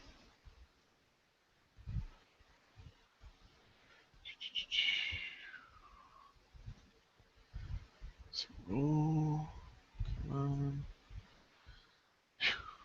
So that would be 7. Okay. Yep, you succeed.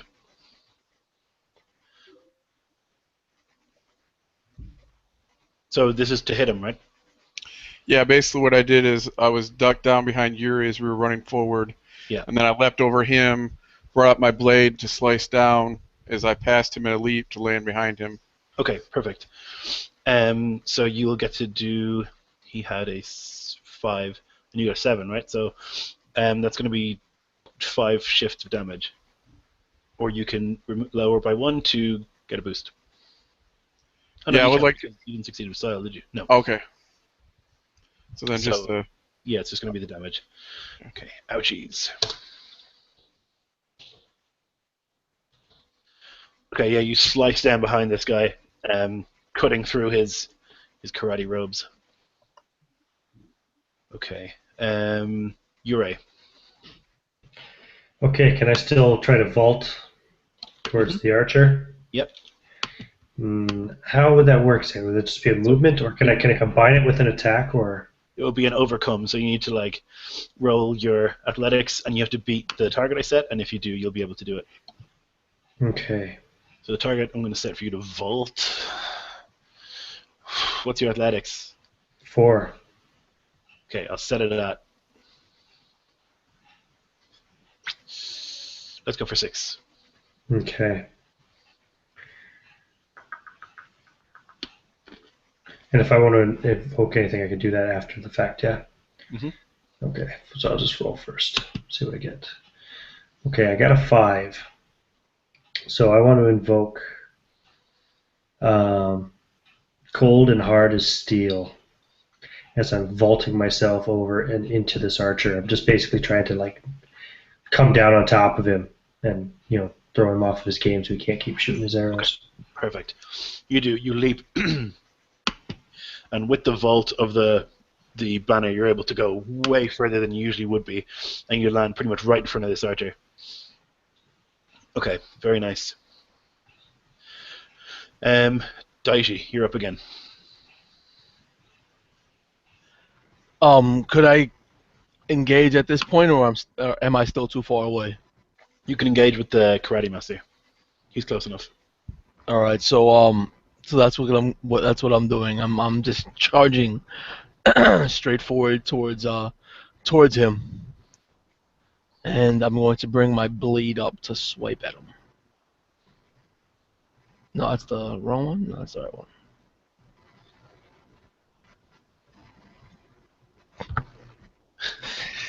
So I get a 3. Okay. He gets a 5, so he succeeds. So he gets a boost on you. And the boost is going to be... That's not an advantage, so I can't really do anything crazy with it. It's going to be...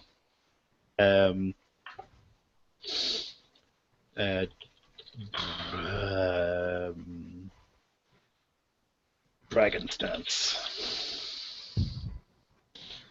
So as you do, you leap, you try and go for him. He drops back into a stance, ready to strike. I know that Dragon Stance is more of a kung fu thing, but I don't know karate well enough to make one off the top of my head. They go. The karate man is going to try and smack you around. So he's going to try and unleash an attack on you. Okay, so he's got a 5 here. I'm going to give you a fate point to bring it up to a 7 as he invokes Black Belt. Yeah, but I get to roll defense, right? Yes. All right. I'm gonna defend. I'm gonna defend with athletics instead of my sword. Oh no, I can still use fighting, but not my sword, right? Well, the fight is against other people who are using swords. I think is the way it works, right? It's like the idea is that you can defend with your sword when you're against somebody with a sword. All right, sure, no problem. So I'll just use my athletics. But I'll take that compel. That's a wash, and my athletics is 4, so I get a 4 total. Okay, so he's got a 7, so he succeeds with style. So he will do. You take 3 shifts of damage, and he gets to put a boost, another one. And I'll give him another. Let's see. I'll put you off balance. He rushes forward and kicks you in the side with a roundhouse kick. Okay, the archer now with Ure in front of him kind of panics and drops his bow and draws a katana and will try to attack, but he's not great at fighting up close. So it's going to be a 5.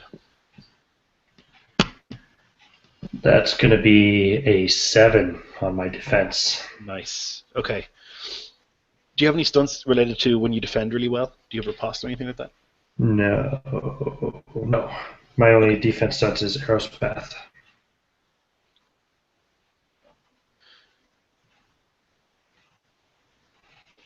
Okay, so you get a boost because he failed. So you can put a boost on him. Okay, on his back foot. I'm pressing the advantage. You get a free invoke of that. Okay, the sumo wrestler continues to barrel down, pretty much closing the distance. The samurai does the same thing, just about getting within distance. And as the sumo approaches, he punches the ground. And the earth shatters and shakes, and a jut of rock appears right underneath where Horosha is. So I'll need you to make athletics to jump out of the way of that.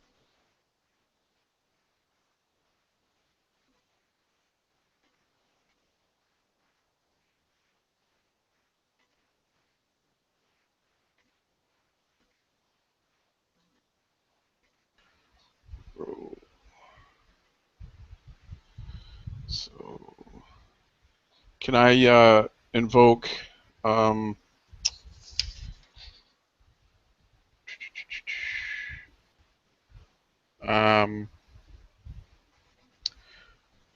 the whirlwind step to leap? Yeah. So that's going to be a fate point. Now, to do that, I have to roll athletics I think, fair. So yeah, that would be 6 on my athletics. Yeah, you absolutely nail it. So I think you get something good for that. What are you trying to do? Overcome. You get a boost as well. Okay. And that's what to use on my turn, or Yeah, related to the leap you just made. can I make it that when I leap, I like land on his shoulders? Absolutely, yes. Okay, cool.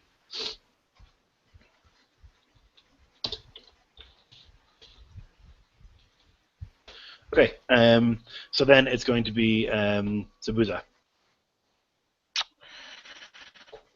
All right. We were going to be seen, but then the archer had bigger things to worry about. All right. So if now I have the ability to approach him from behind, Yep. stealthily, if he's preoccupied, Yep. I would like to draw my katana and slash out Okay. across the back of his neck. So go ahead and make a fight roll. All right. And then my fight is 4, so it's just 4. Would that come with any kind of a bonus since the guy is engaged with me? So you can use your stealth, is what you're supposed to do anyway. Because Oh you're- yeah, my bad. So it'd be 5. Okay. Would it have a bonus because he's engaged? Probably.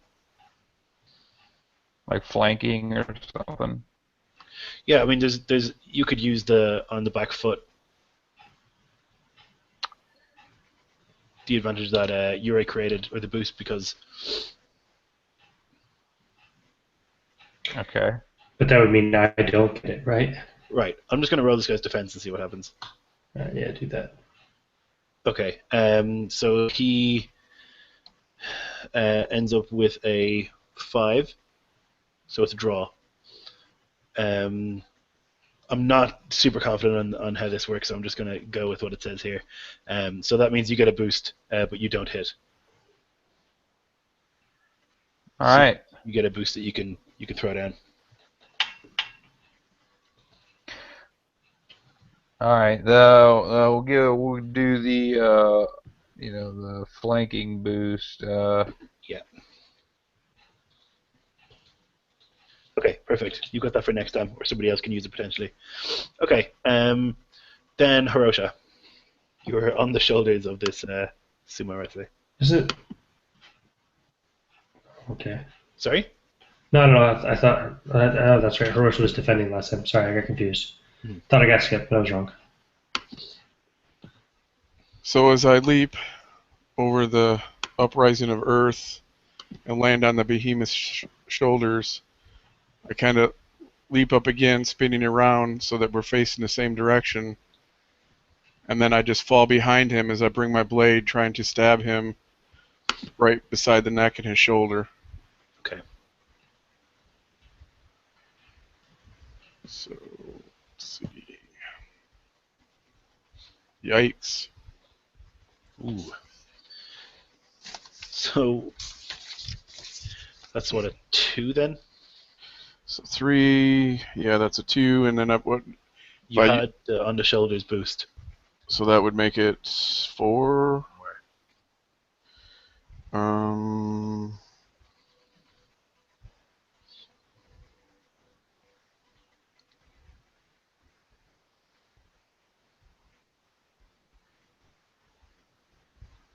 So do you think you want to invoke something? Yeah, that's what. Yeah, I definitely want to invoke something. Well, can I evoke? Wasn't there on the scene something about epic showdown or something like that? That's one of them.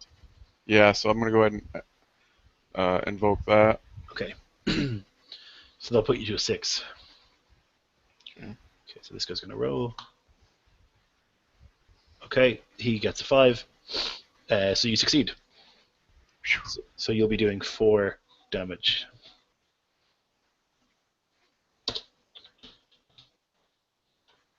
Yeah, so you basically leap off this guy's shoulder and stab your katana into his shoulder. And he roars, and you can see it go like down to the hilt. But he's just so enormous, you reckon, if he didn't hit anything vital. Okay, so then it's going to be Yurei. Right.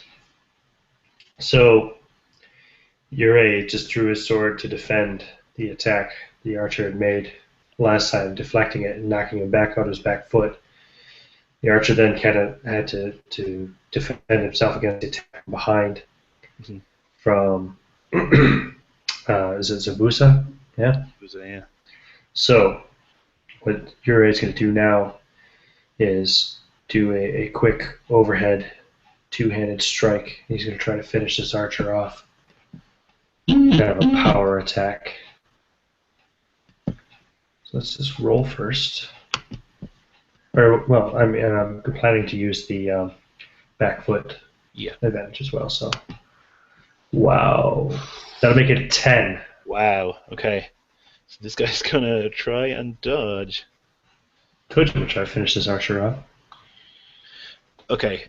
He ends up with a 7. So that's sorry, 3 a 6. So actually a 4. So you plus succeed. 3 for the katana. Yeah. So you succeed with style. So you have potentially 7 here, right? Mm-hmm. So you can reduce that by 1 to get another boost if you like. How do shifts work on damage exactly?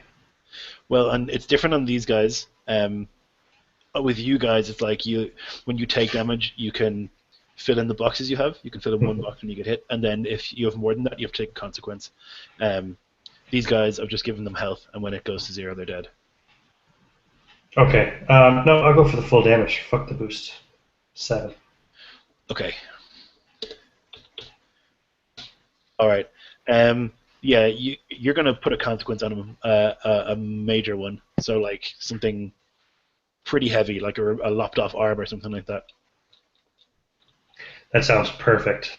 Okay. Yep.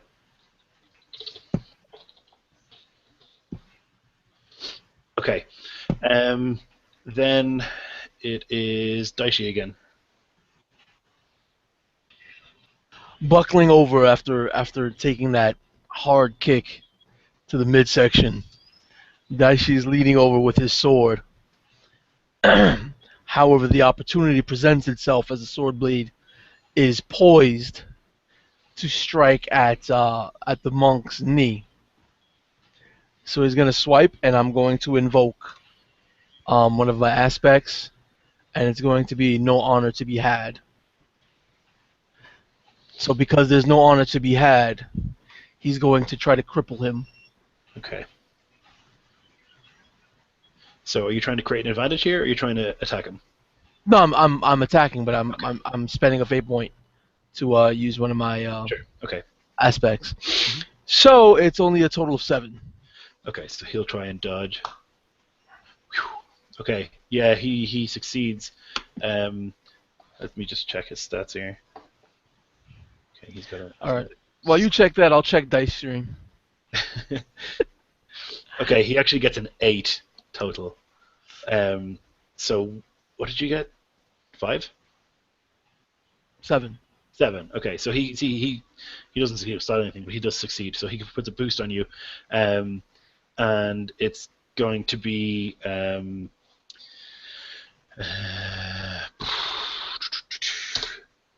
God, I don't even know. It's going to be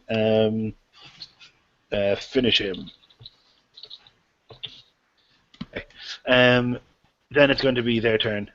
This guy is going to try and attack you now. He's going to swing a really powerful punch from his hip right into your face.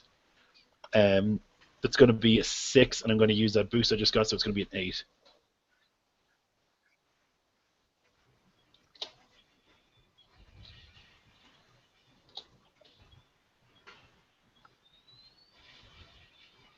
That would be a 5 total, because I'm using athletics instead of fighting. Okay, yeah, so that's going to be 3, 5 damage. So what you can do is you can fill in your 4 box, and then you'll take a minor consequence, or you can try and invoke stuff now if you want. If you want to like reduce that. Well, I still got my 1, 2, and 4 box. Right, you can only fill in one box when you get hit. Oh, okay. That's how it works. So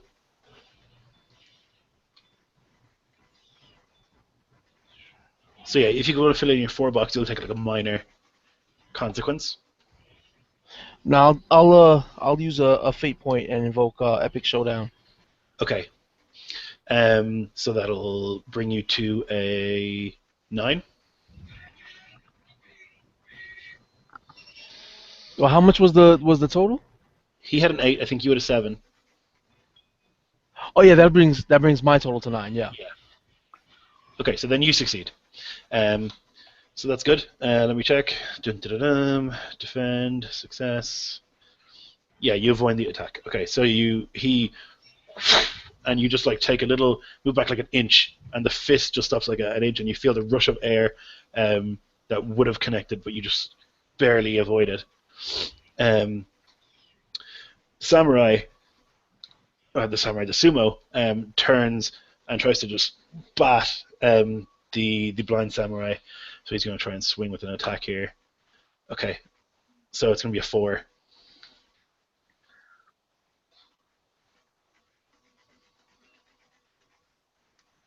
Six. Okay, so you don't get hit. The samurai rushes forward towards you as well, trying to attack you. Okay, that's going to be an 8.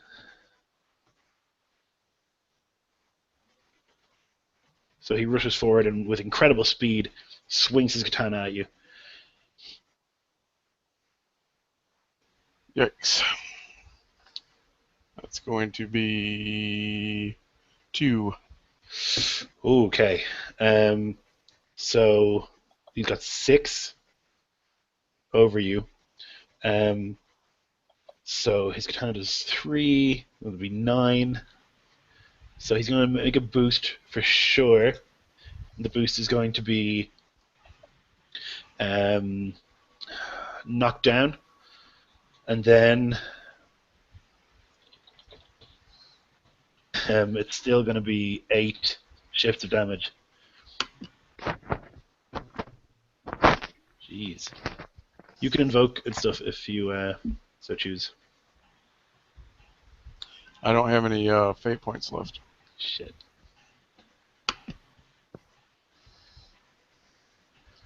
So that's good. You said 8. Yeah, I don't even know how this works now. I think Isn't there anything left that you can invoke for free? the The sword, Garden of Swords or whatever? No, they're not for free. They're aspects you can invoke by paying a fate point. The flanking attack is still there that you could potentially invoke. Gotcha. Sorry, I am new to running fate, so I keep forgetting to like compel shit. You know, it's new to me.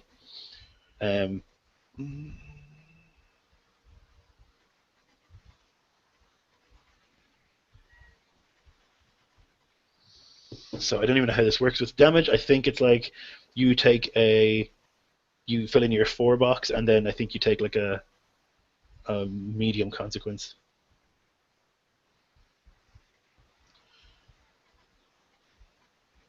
Yeah, I'd have to take a moderate consequence. Yeah.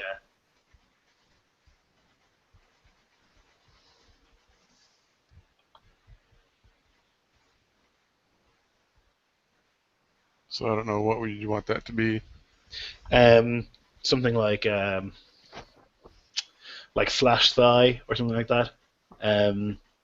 You lose an eye. That'd be great. Yeah, Samurai thinks he's going to mess you up by cutting your eye. I'll say it's like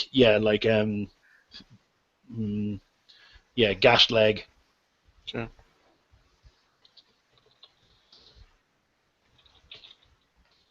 Okay.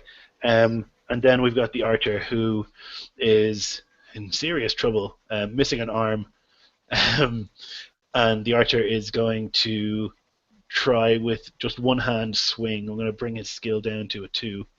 He's going to swing for Uri, and he gets a 2. My God. Let's see then. Oh God. I got a 6 on my defense. Okay, so you succeed with style. You can put a boost on him. Yeah, I'll put panicked. Okay, yeah, that's a good one.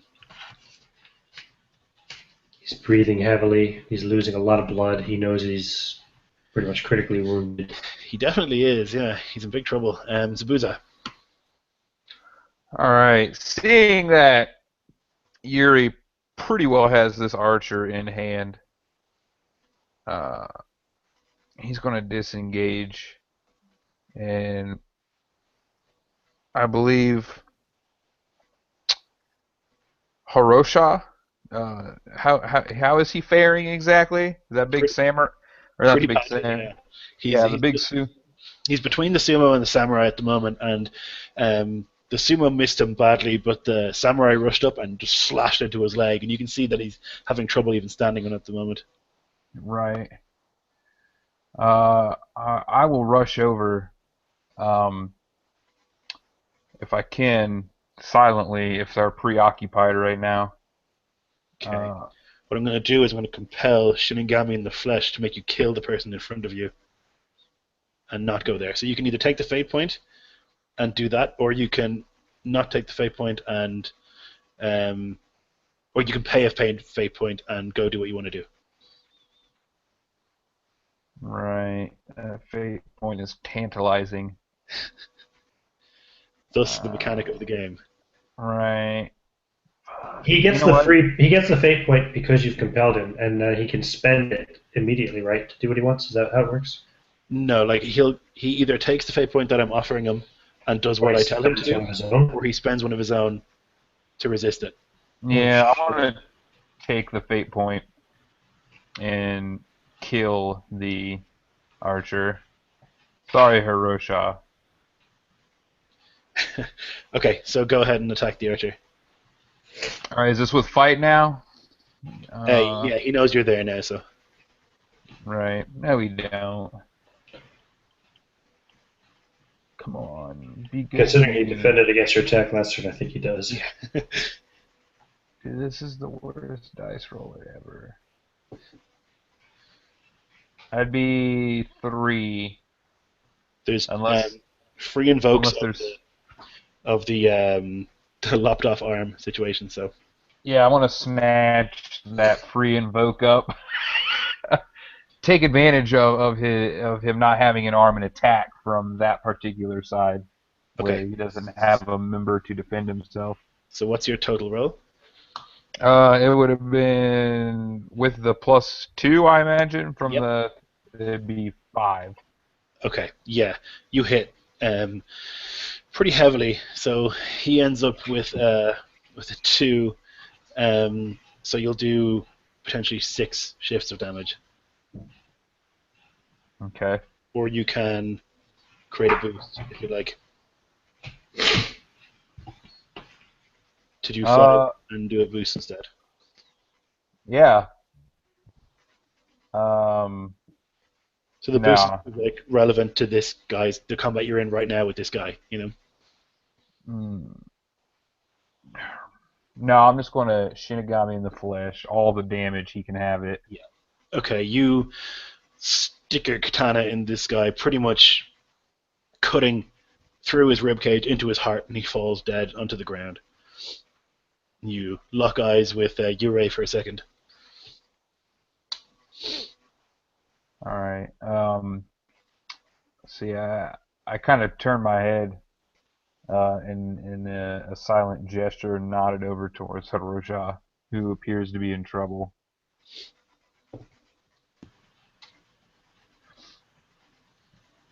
And I don't know if I can move over there.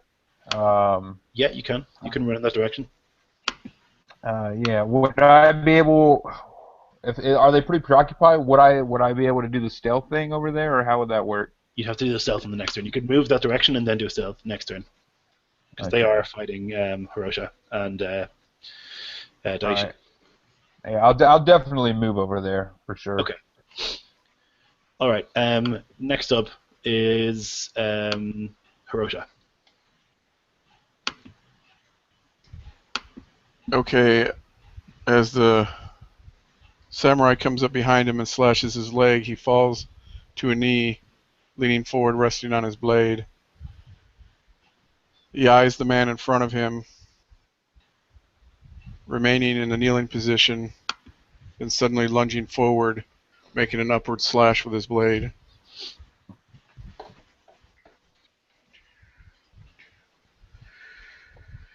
Let's see. Oop.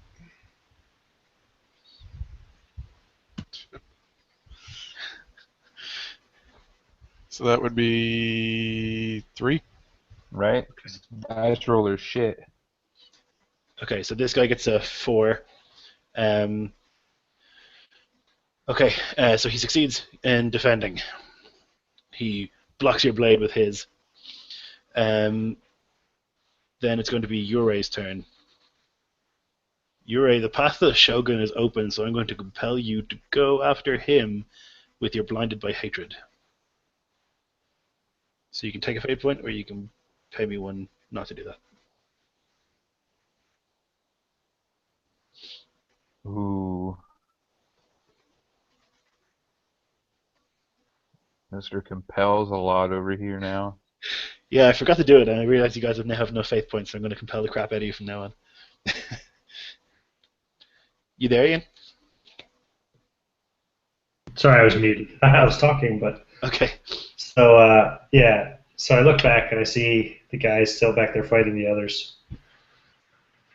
I look contemptuously at the archer.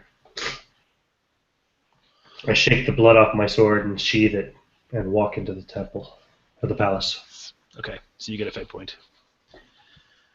Okay. Then after you walk in and you see that basically it's a big square courtyard, and all around are samurai, and in the center of the courtyard stands the Shogun in full battle dress, enormous heavy samurai armor, standing there ready. Okay, Daishi.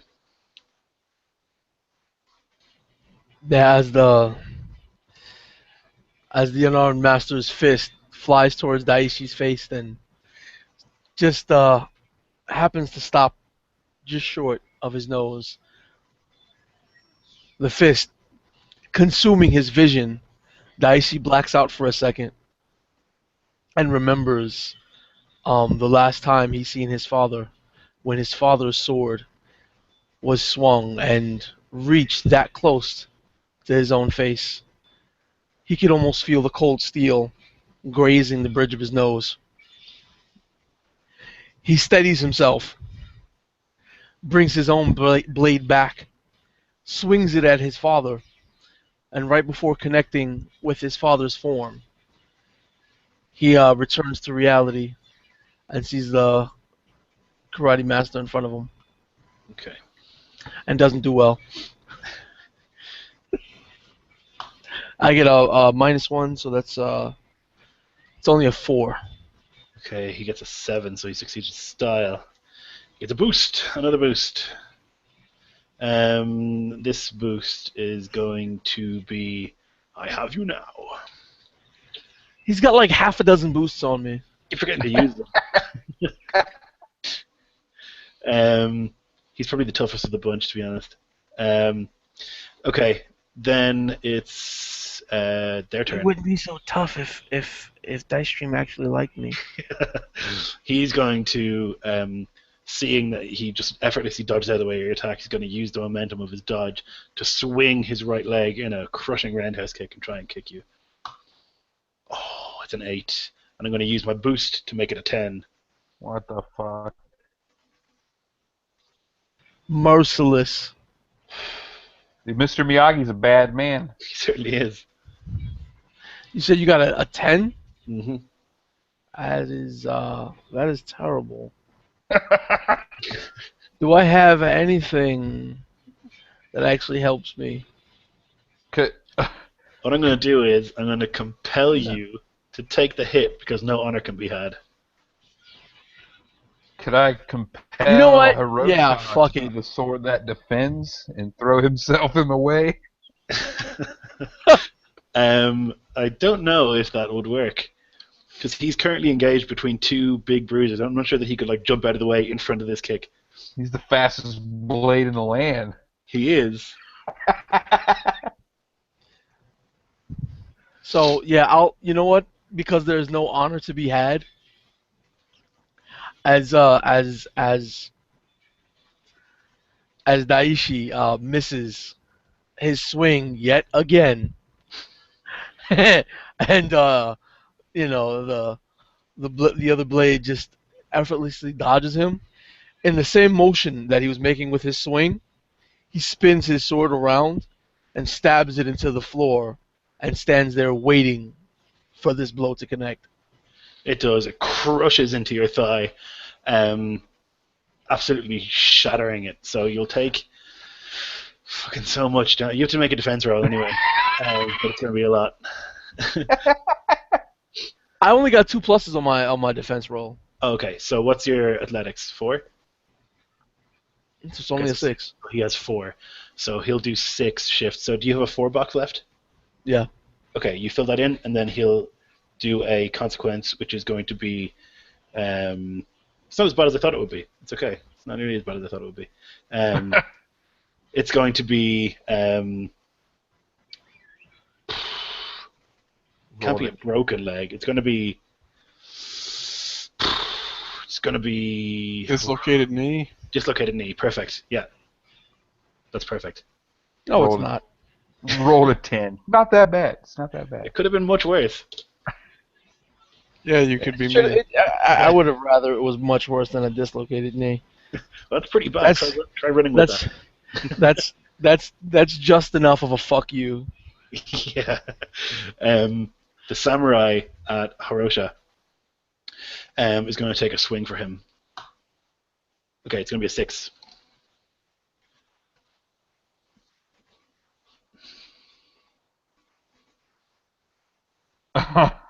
Three. 3. Oh my god. Okay, so it's a lot again. So he succeeds with style. So his command was 3, and he succeeds by 3, so it's gonna be 6 shifts of damage. Fucking Nerf Lloyd's dice roller. Yeah, I don't know. Like, I'm still getting down how tough the bad guys need to be. Maybe these are way too tough. I don't know. No. The only way I can mitigate that much damage is just to take the severe consequence. Okay. It's 6, right? Yeah. Okay, so the severe consequence is going to be... it's a sword attack. It's going to be so severe. These guys they don't feel like they're all that badass.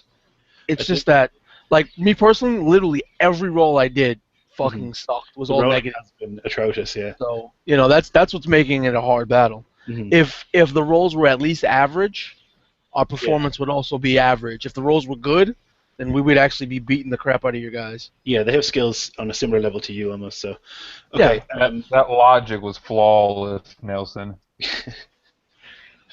It's what it is. The rolls are what's killing us.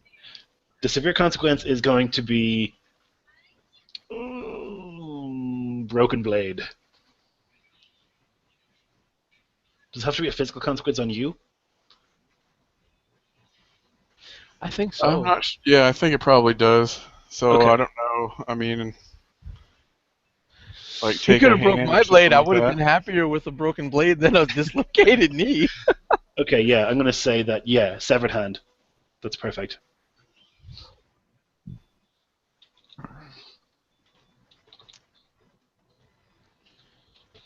And He's in bad shape. I was going to go help. Not over. Okay, the sumo wrestler is going to try and punch you with your severed hand. They should just try to stop me. So I'm pretty much kneeling on the ground, Yeah. resting on my sword with one on one side and a stump on the other.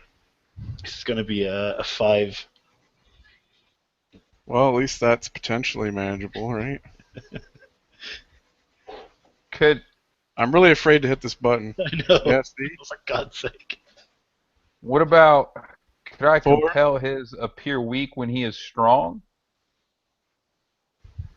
Well, it would have to be a disadvantage in some way. yeah. The way when you compel, it has to be a. I don't know. I think I just didn't do a very good job with my aspects because I haven't been able to really use him so much. It's been hard to try to compel against him, actually.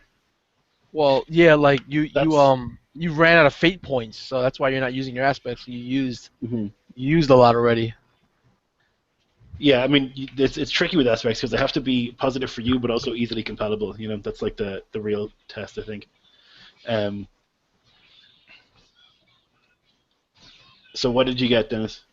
What did I say? 4? Okay, so he beats you by 1, so he'll do 2 shifts of damage. He's only punching you. Okay, well I do have a 2 box, so. Okay. Refresh my memory if you know.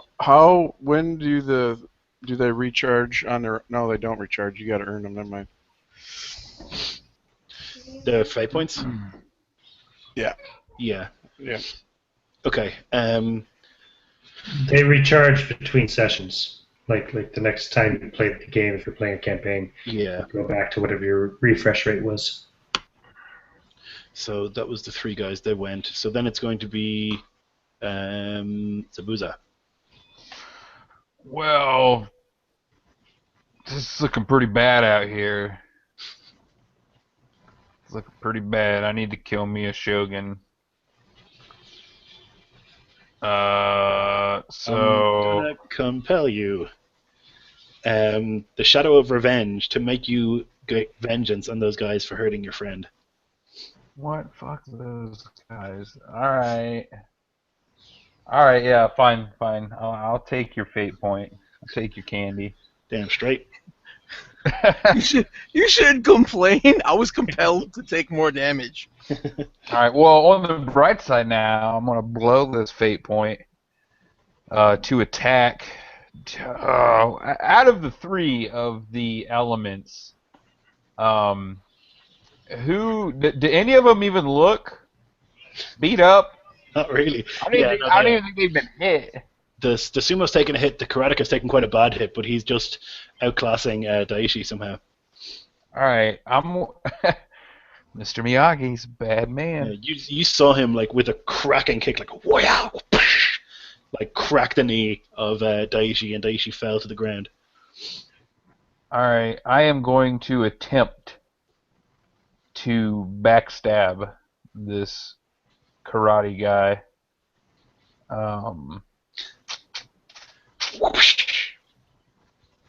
Yeah, but I'm going to pull out a poison-tipped kunai, because that seems like it'd be more advantageous. So, really what you need to do is create the advantage of Poison Blade or something like that before you're able to do that. Alright, how would I do that? You would create it using one of your skills. I don't know if you have... You could use stealth. I think it ties in with your ninja stuff. Right. So you create an advantage. So I'm going to set it at 4, and if you roll better than that, you'll create the advantage, and you can then invoke it. Okay, let's try that then. So that'd be 6. Yeah, okay. You create it, and you get lots of free invokes. Let me check.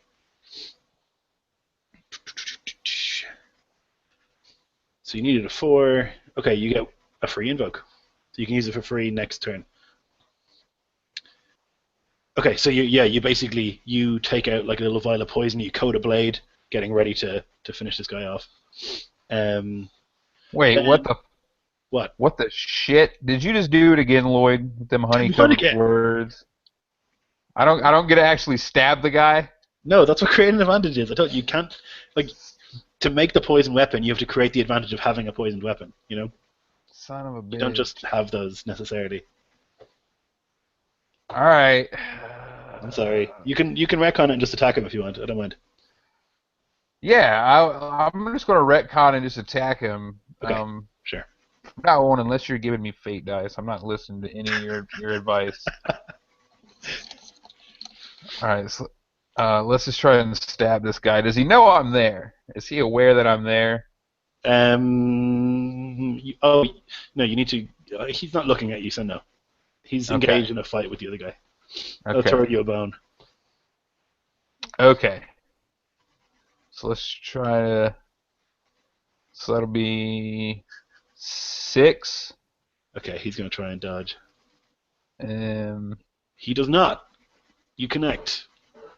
alright, and then I would like to invoke my aspect Shinigami in the flesh to like deal more damage and try to just murder him straight away. Bring you to an 8, right? Yes. Okay, and he has 4. So you succeed with style. So you can do potentially... You succeeded by how much? By 4 plus 3. So you have 7 potential damage here. Yeah, I'm gonna lay it all on him. Okay. You appear behind him and kill him. Describe it. Alright, so Zabuza, with speed and grace, almost just materializes, it seems like, out of the shadows behind this karate guy. And as he draws his fist back to lay another strike on Daiichi, Zabuza's arm snakes up under his, and his metal-tipped fingers lunge back and thrust into the gentleman's chest and grab his beating heart, just rip it out, and tosses it onto the ground at his feet, letting the body fall back and thump to the wet cobblestones. Excellent. That's good news. Okay, Hirosha, stuck between a rock and a hard place.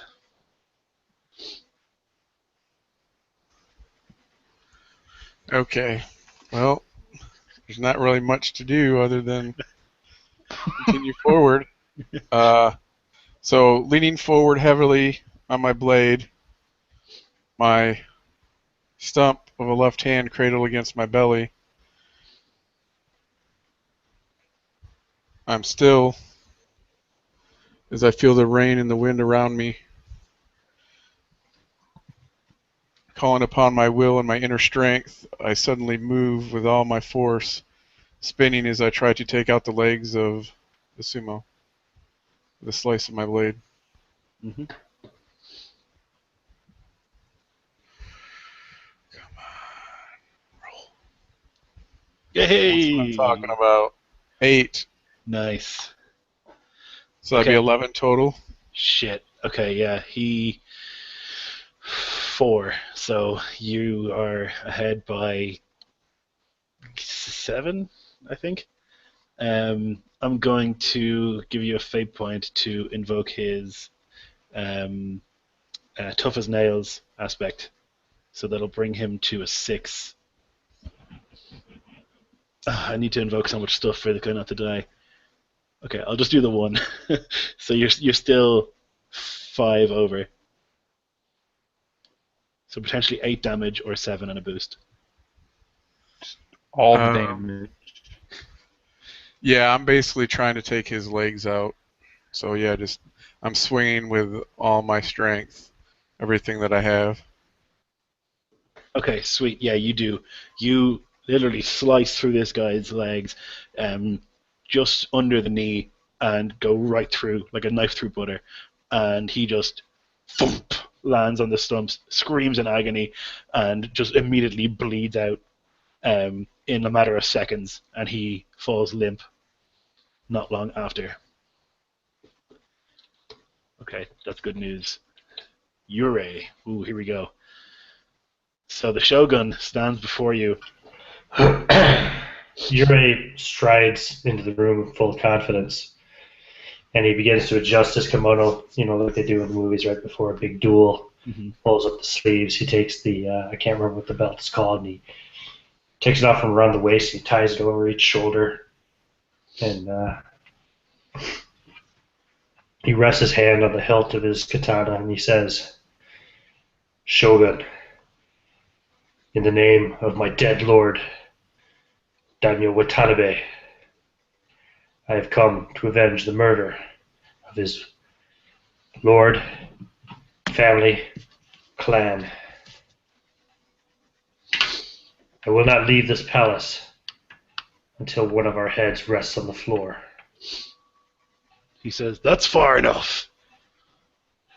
And he points his sword at two of the naked slaves around him, and you see that it's your wife, your child, and they're there. "Any further, and I remove their heads." And I catch the wife's eyes, and I glance at the child. I haven't seen them for a few years. She's much bigger than she was the last time I saw her. And I look at the Shogun, and I say, "You try to appeal to the mercy of a dead man, but the spirits of the dead know no mercy." And I draw my sword and charge. Awesome. You can have a fate point.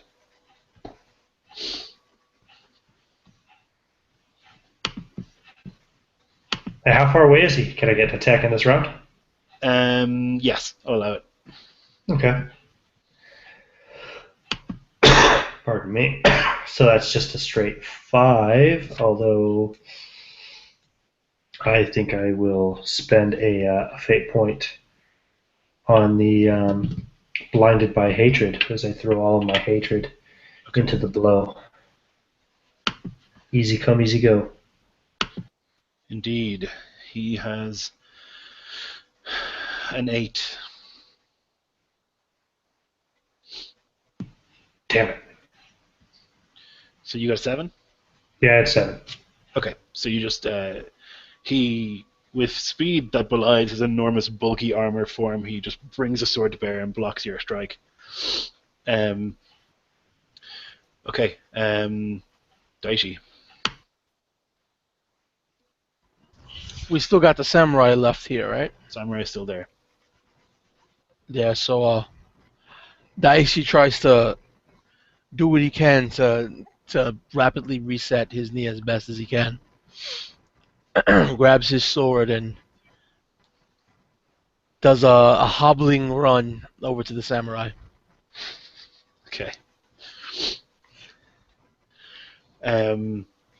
Then Samurai goes. Samurai, now beset on all sides by bad guys, seeing his allies fall around him, sees this hobbling guy walk over towards him and thinks, "That's easy prey," and will swing a sword in your direction. Okay, it's going to be a 5 to Daishi. Daishi dies. You can use your fight though now because you got a sword. Daishi still dies. I got a 4. Okay, so that's not too bad though. I think you didn't fail horribly, so that's okay. You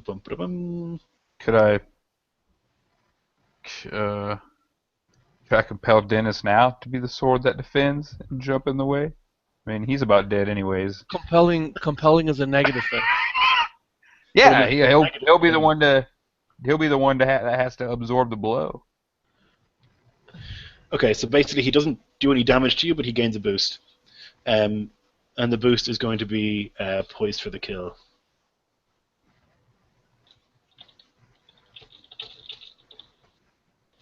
Okay, and that's the entirety of his turn. The Buza. You see the samurai try and take down Daishi. You see he's got his sword lifted up high, ready to decapitate. Yes. Alright. I will... Oh, man.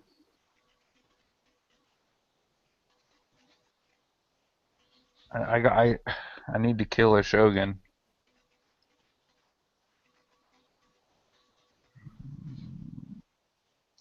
Hiroshi's still there, right? He's Rosh's He's- there. Mhm. he's still alive. Yep. As far as I know, it's 3 against 1 right now. So I am going to head over to the courtyard. So you're going to leave. Okay. So you start to run in the direction of the Shogun's courtyard. Okay, Hirosha. The samurai has turned away from you. He's now focused on Daishi. Okay. You can do it. So getting with the slaying of the sumo, getting a brief respite as the samurai is distracted as well, I lift my left arm with a bloody stump, slamming it into the ground, coating it with dirt and leaves, and quickly wrap it in my robes as I push to my feet and charge the samurai from behind. Okay.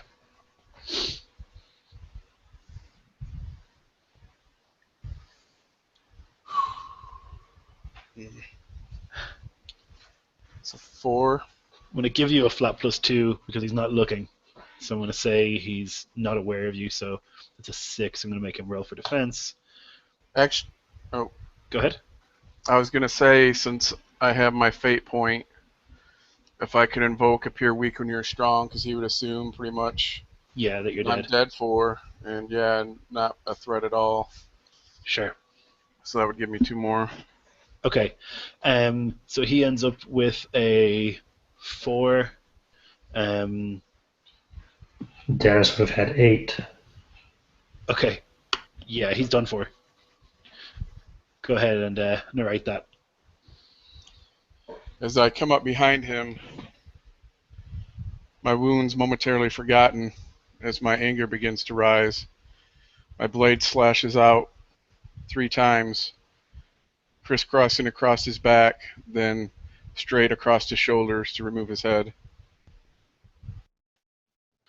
It rolls to the ground with a thunk. And the guy outside, he's still playing the guitar thing. He kind of hits a discordant note, like a bling. And I immediately fall forward with the momentum of the blow back to the knee, resting on the blade, the point stabbed into the ground.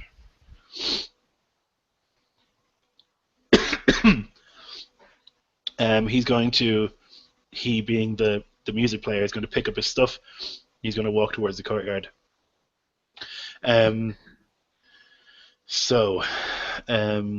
Yurei, you are facing the Shogun. Oh, yeah. Well, I guess maybe better roll before I start narrating any real cool stuff. Yeah, I learned the hard way about that. Yeah. All right, so that's a 5 minus 1. That's going to be a 4. Are you trying to attack?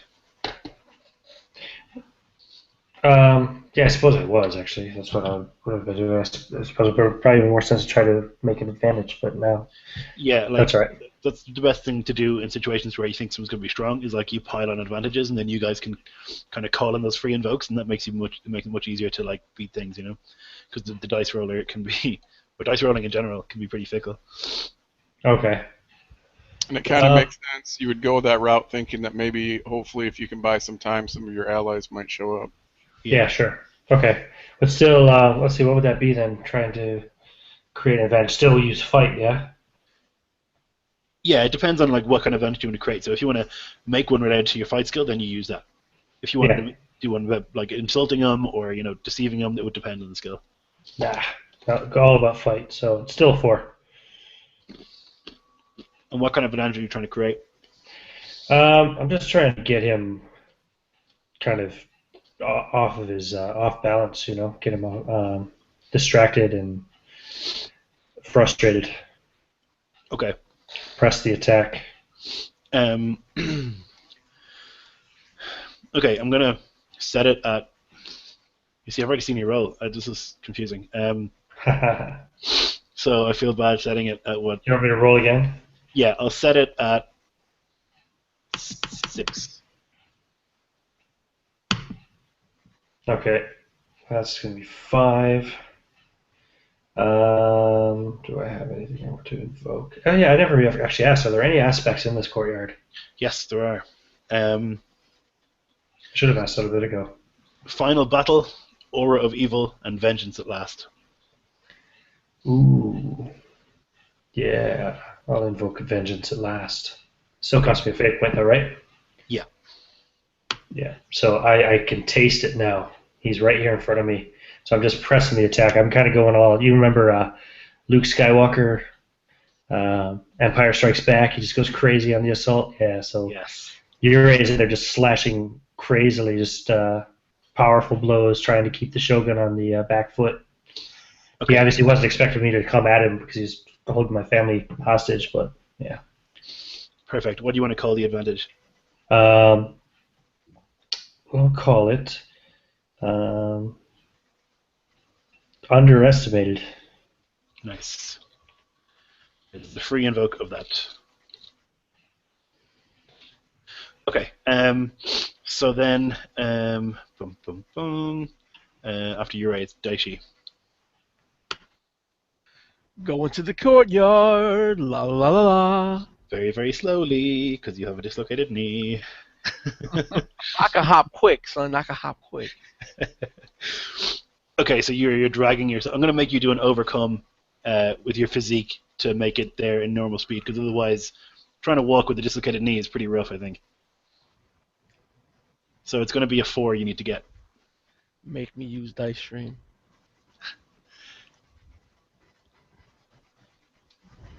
You said a 4? Yeah. Yeah, that's what my athletics is. 4. Physique. Oh, physique. Nope, fail. Invoke something then. No, that's all right. Okay, so you're struggling to get there, and your knee is in agony, and you're like leaning on your sword and trying to get there, and the pissing rain and the thunder and everything. You're just like, I'm nearly there. I'm nearly there. Okay. Okay, here's what we could do. You could get there, right? This turn, because of a single bloody purpose, I could compel it, but then I'll get a free invoke of your injury at some stage. Yeah, sure. You feel good about that? Yeah. Okay, so you managed to, like, because you have a single bloody purpose, you managed to, like, fight through the pain, get there no problem, but you've probably hurt your knee a little bit more. Okay, then the Shogun goes. So the Shogun, furious that you would dare to attack him, swings his sword, whoosh, decapitates your family in a single swing. So yeah, that happened. Then it's going to be Zabuza. All right, so yeah, I should have mentioned it before. Definitely would not have just ran blindly into the courtyard. I figured. So yeah, I would have been trying to sneak around or get some high ground of some sorts or another, and make my way to the back behind the Shogun. So if you can imagine, it's like a square courtyard, right? And Is there like an open top? yeah, there's buildings all around, and then there's like an open top for the courtyard. Right. All right. Yeah, I would definitely like to try to scale that and get Okay, the give me a- advantage of high ground. Give me a roll to climb up then. There'll be like athletics or something. Yeah.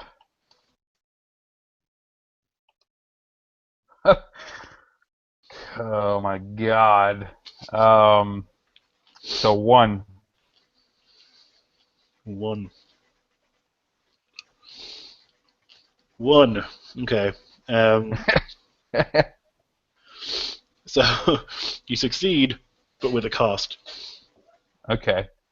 And the cost is going to be that your shuriken pouch slips as you climb, so you have no ammo left. You're out of ammo.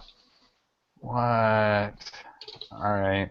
Well, as Zabuza climbs up to get a better vantage point and moves around. He sees the Shogun for the first time in many years, and suddenly there's a black and gray image of a small child laughing and kicking a ball around in a grassy field. A beautiful woman sits on a blanket beneath a cherry blossom tree, and the pink petals swaying gently in the wind, and they fall to be swept up in this breeze. And then he sees a young boy standing out in a courtyard with a wooden bogan in his hands, and the view rotates around, and standing across from him is an older man in sparring gear, and across his head is a bandana. The bright red image of the rising sun sits in the middle, and a slight smile plays across the man's face as the boy lashes out with a flurry of blows. The sound of wood clanking off wood, and a rhythmic tapping can be heard as a young man and a woman stand around a gravesite, a chanting prayer carried on the wind. The young man holds in his hand a sheathed katana, and wrapped around the hilt is a white band, and on the band is a red rising sun. And suddenly there's a cry of despair, of pain, anguish, and a young man sprints down a hall, and he enters the room where the cry came from, and a woman lays on the floorboards, the pink petals of the cherry blossom kimono slowly turning red as a crimson pool spreads around her lifeless body. And then the black silhouette of a man walks silently down a dirt road, and a breeze sways the grass on either side, and it carries with it pink cherry blossom petals, and the bandana with the bright red image of the rising sun can be seen flapping gently in the wind, tied around the hilt of the katana. And Zabuza is enraged. Yeah, you can definitely have a save point for that. That was great.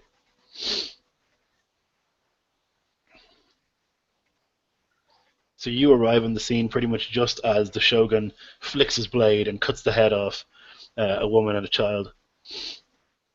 Seemingly unconcerned with the warrior facing him. Okay. After Zabuza, it's going to be Hirosha.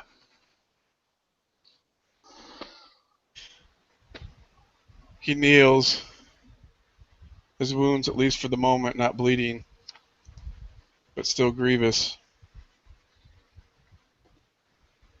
His thoughts again turn inward to the time shortly after when everything was taken from him, his lord, his sight,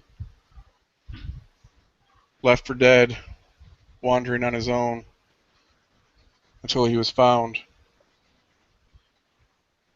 He remembers the words spoken to him that first brought a glimmer of not giving up, to seek the revenge for his honor, for his lost master. The soft words whispered in his ear as he struggled against the wound of his eyes.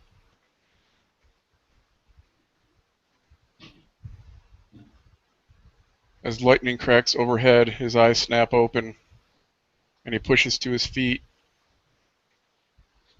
his legs still numb, barely holding his weight as he turns and begins making his way towards the temple. Nice. Fate points for you. Okay. You're right. Right. Okay. Now that backup is starting to arrive, Yuri's feeling a bit more confident, ready to strike. He wants to bloody this Shogun. So he's going to go for an attack. Let's see. Come on, dice stream, be good to me. Oh, motherfucker.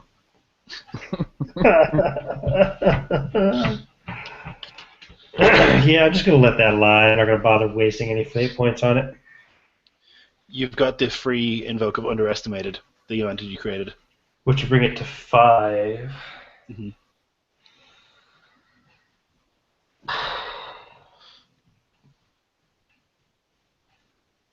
I just know he's just going to defend it with ease. Sure, why not? Just going to go. I'll use it. I hope you roll shit. So do I. Please roll shit. Sick of this shit. I thought you guys would like wreck it. Oh, for fuck's sake. Alright, Ha ha ha ha. God damn it. it's an 8. I hate you, Shogun. His fight skill is 6. Yeah, it's cool. I figured he's the big boss. He should have a good fight skill. Okay, so he succeeds with style. He makes a boost on you, and the boost is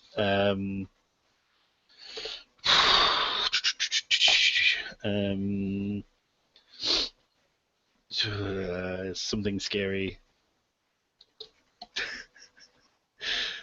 I can't think on my feet anymore. What about like imposing figure or something, or We'll do it. demoralizing presence? Yeah, that's perfect. Okay. So after Yurei, it's going to be Daishi's turn. You arrive at the courtyard. Can I chop this Shogun's head off? I'm sure you could. I mean, can you? Like, Can I get close enough to swing my sword? yeah, you can. Yeah. Okay. So gathering up everything he has left in him, feeling the pain of his dislocated knee. At this moment of time, it's not bothering him. It's not slowing him down. The pain is fueling him. Mm-hmm. It is fueling his anger, and he is going to have vengeance at last. He's going to fulfill his single bloody purpose. And he's going to invoke his brand new high concept, I am the final blade. So I'm using all 3 of my last fate points in this one attack. Okay. Nice. So I'm at +8. So Dice Stream, give me one good roll this game. God, I hope it's all 4. I hope all pluses. I really hope so. Okay, that's not bad though. All right. so you- So, well, no, I'm at plus. 3 of them is 6, right? Yeah. Plus so your 6 fight plus skill. 5 is 11, 12 total. 12. Yeah, that's fucking amazing. Okay, I'm gonna roll for the Shogun. Okay, so he's got 7. So you beat it by 5, which is success with style. I just want to end him. Okay. So you'll be doing 8 shifts of damage to the Shogun. So what's going to happen is he's going to tick off a big box, and you're going to put a moderate consequence on him. Could the moderate consequence be that I leave my blade? That I leave my blade in his chest? Sorry. Yes, it can. So let's call it like stuck like a pig. There you go. A blade in his chest, and you can invoke that once for Frizzle. Okay, after Daishi, it is the Shogun's turn. He, seeing you without a blade, is going to swing for you, because he does not fight with honor. It's 8. And I'm going to give you a fate point to invoke his anything to win aspect, because that's what he's doing. So it's going to be 10. Go for it. I can't beat it, but go for it.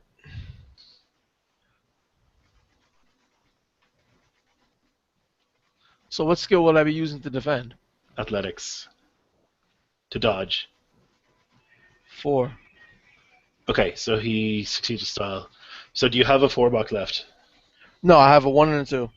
Okay, so tick the 2. And then it's going to be a severe consequence, I think, or a moderate. Have you taken a moderate consequence already? You have. Yeah, I've got the busted knee. Okay, it's going to be a severe consequence of severed leg.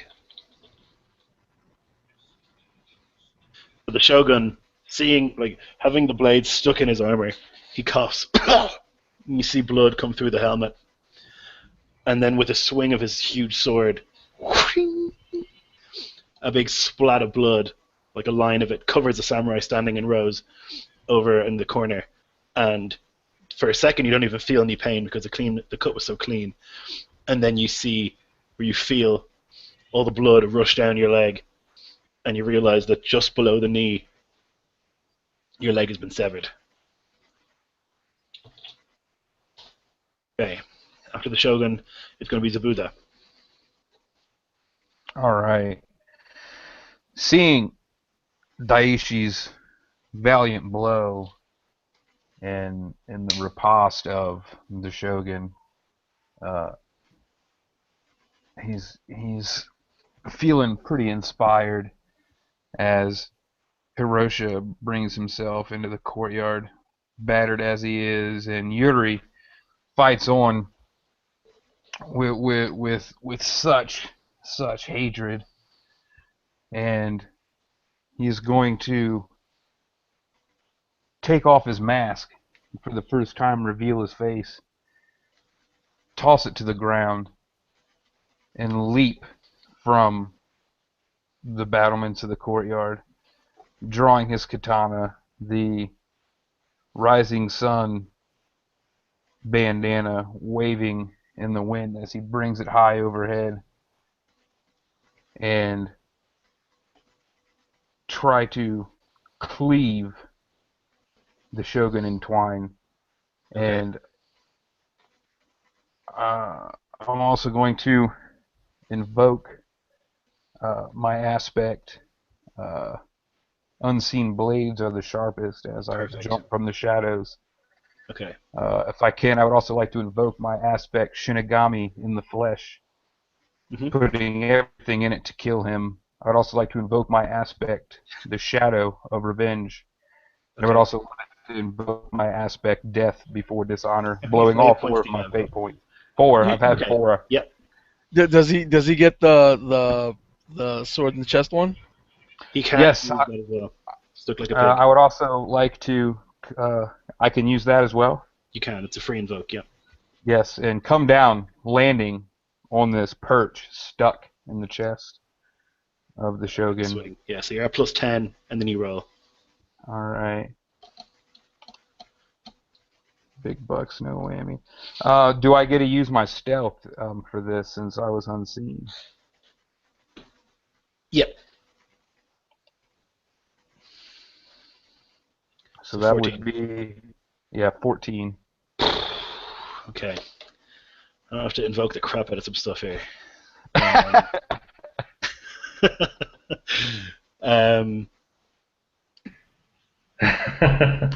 Right. As he lands on the blade, he's kind of crouching, putting his face, to the Shogun's. Mhm.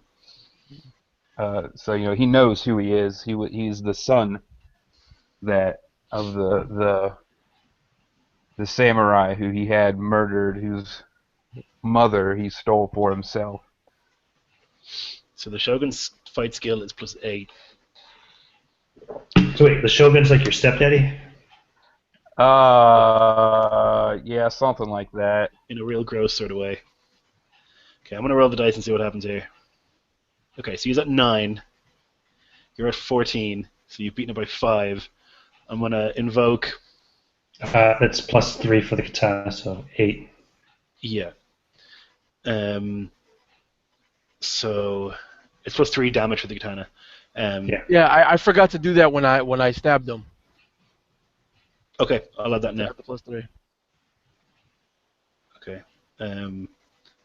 I'll give you another invoke of stuck like a pig then. That's what I'll do.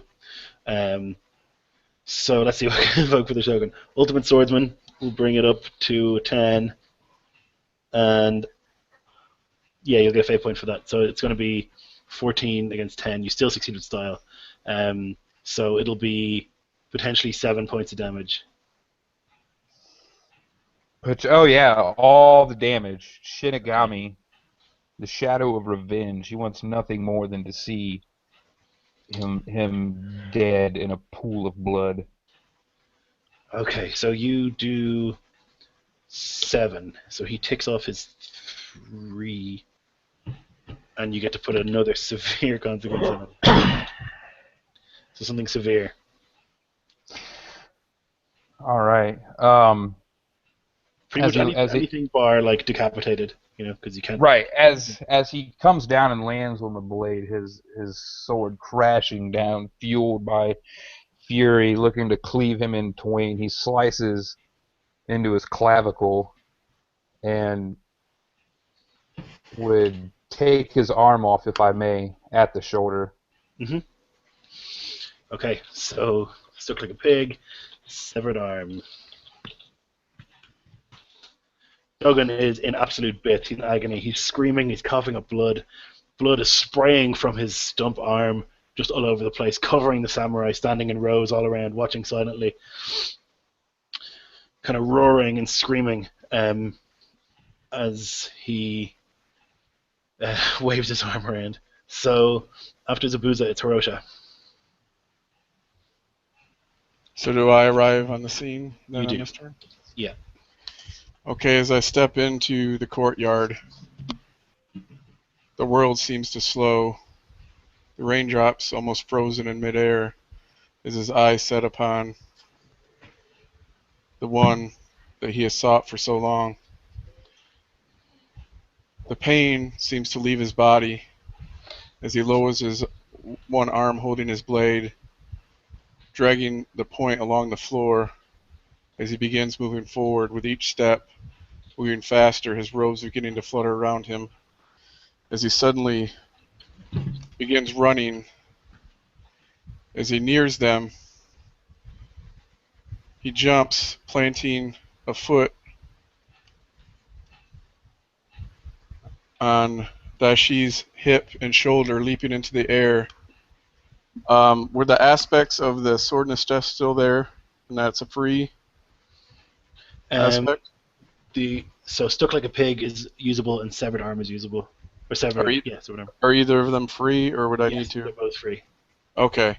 So after I push off of him, my next landing point is on the hilt of the blade that sticks out of the Shogun's chest, planting all my weight on the blade as I spin, slicing downward with my own blade, invoking my aspect, the sword that defends, as I put myself between Daishi and the Shogun. So what's that going to put you at? That's going to be 4, 9. Okay. Oh, For God's sake. Okay, so it's a 7. well, there's also the missing arm, right? Yes. So that would take it back up to 9. Okay. So he will roll defense. Okay, he gets a 9. Sure. This fight is 8. Sorry. So you get a boost to put on him.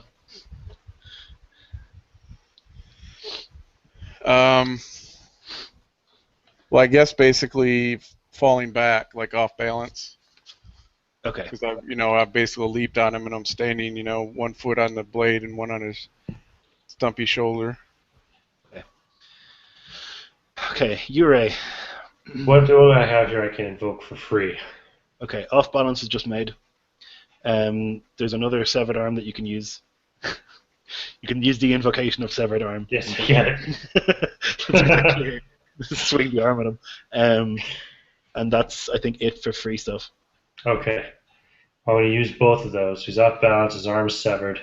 He's still got the ninja standing on the hilt of the sword sticking out of his chest. Yep. He's kind of tumbling backwards, so I'm going to slip around behind him.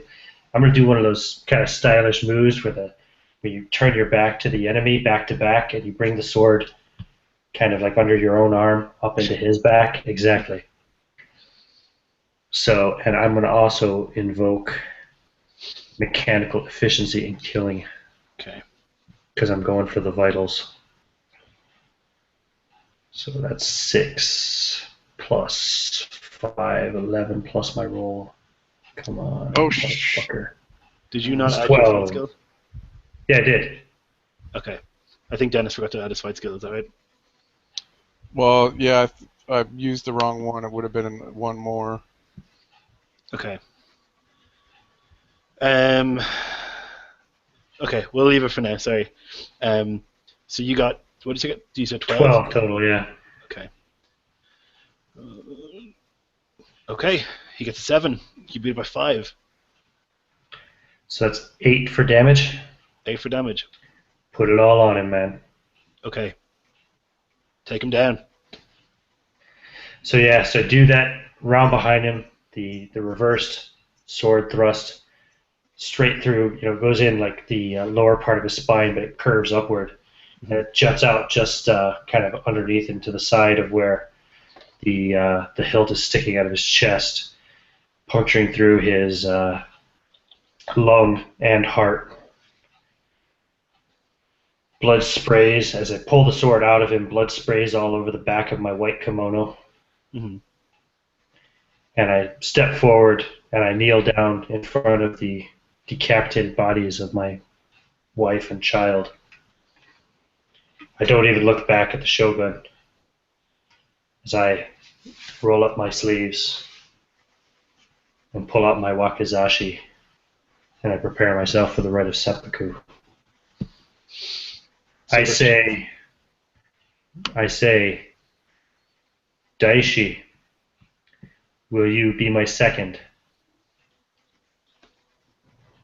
I'll crawl over and pull my sword from the Shogun's chest as soon as Zabuzda steps off of it. I kick off somersault backwards as the Shogun falls opposite. Mm-hmm. And I'll remove my sword sheath from my belt and use it to steady myself like a cane, and I turn back. I turn back to Yurei and I give him a nod.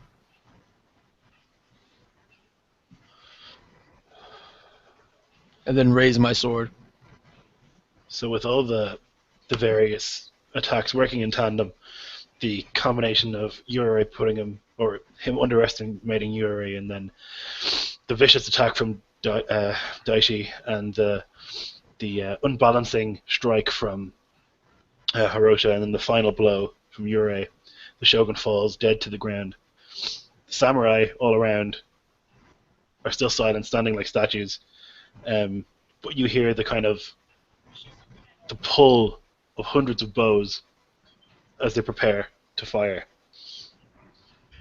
I position myself so that if they fire before he's able to complete what he's set to do, that the arrows will strike me, allowing to give him the time that he needs. Mm-hmm. As I just rest standing, my hand held up, using the blade, my stump clutched against my stomach. As Daishi hears the bows being drawn, and he sees Yurei preparing himself with his one arm holding his sword above his head and steadying himself with his sword sheath in his other arm, Daishi begins to mutter, "Honor is an illusion. Life is a nightmare. And I shall set you free."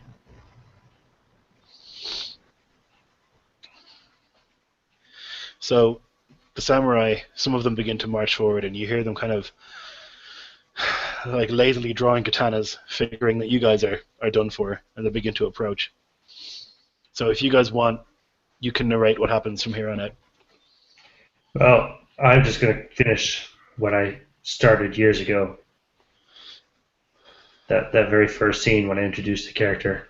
Only this time I'll go through with it. There's no one left for me to kill.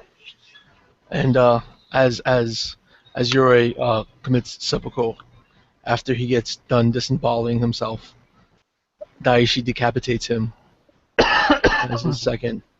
He'll turn to the samurai that are drawing their bows. He'll flick his wrist, flicking both the Shogun and Yurei's blood off his blade. He looks back and forth, taking time to look directly into each and every one of their eyes, and then mutters again, "Honor is an illusion." He lets the metal of his blade slide through his hand so that the hilt touches the floor, and continues saying, "Life is a nightmare." He positions the blade's tip over its heart. "And now, I'll awaken. And he lets himself fall forward as the blade pushes its way through his heart.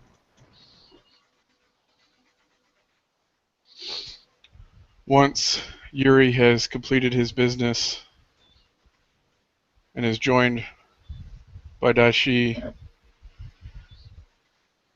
a smile touches Hoshiro's lips as he speaks, "Father, I am coming." And then his features turn harder, "But I will not be alone." And he charges forward as fast as he can, cutting a sway through the samurai in front, their bodies falling around him as he whirls, dodges, and strikes before eventually sight is lost of him as he is surrounded and overcome. Nice.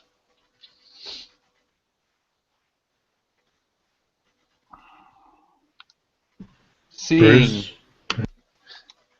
Yuri join his family and Daishi seal his fate in the valiant act of Hirosha, he pulls from his pocket a smoke pellet and throws it to the ground. A great plume of viscous, thick black cloud envelops him in the area, and he slinks out of the courtyard. His business not done. Many other corrupt, dark individuals need to meet an untimely demise, and the story of these three brave warriors needs to be told. Okay, in a puff of smoke, you vanish. And consumed with trying to take down Hirosha, most of the samurai are engaged, and you're able to escape. Eventually, Hirosha is taken down, and in the aftermath, and in the power vacuum, with the missing shogun, a sort of warring states period begins, where countless daimyo battle for supremacy, trying to figure out who's going to take that spot. But even though there is war all over the country, it's still a much more preferable fate than living under the shogun. So you have succeeded in your mission. Congratulations. There you go. So thank you to my players, which is Infinite Roleplay, Fantastic Dimensions, Dennis and Bruce, or Heath rather. This is Jarl DM, and thank you for watching.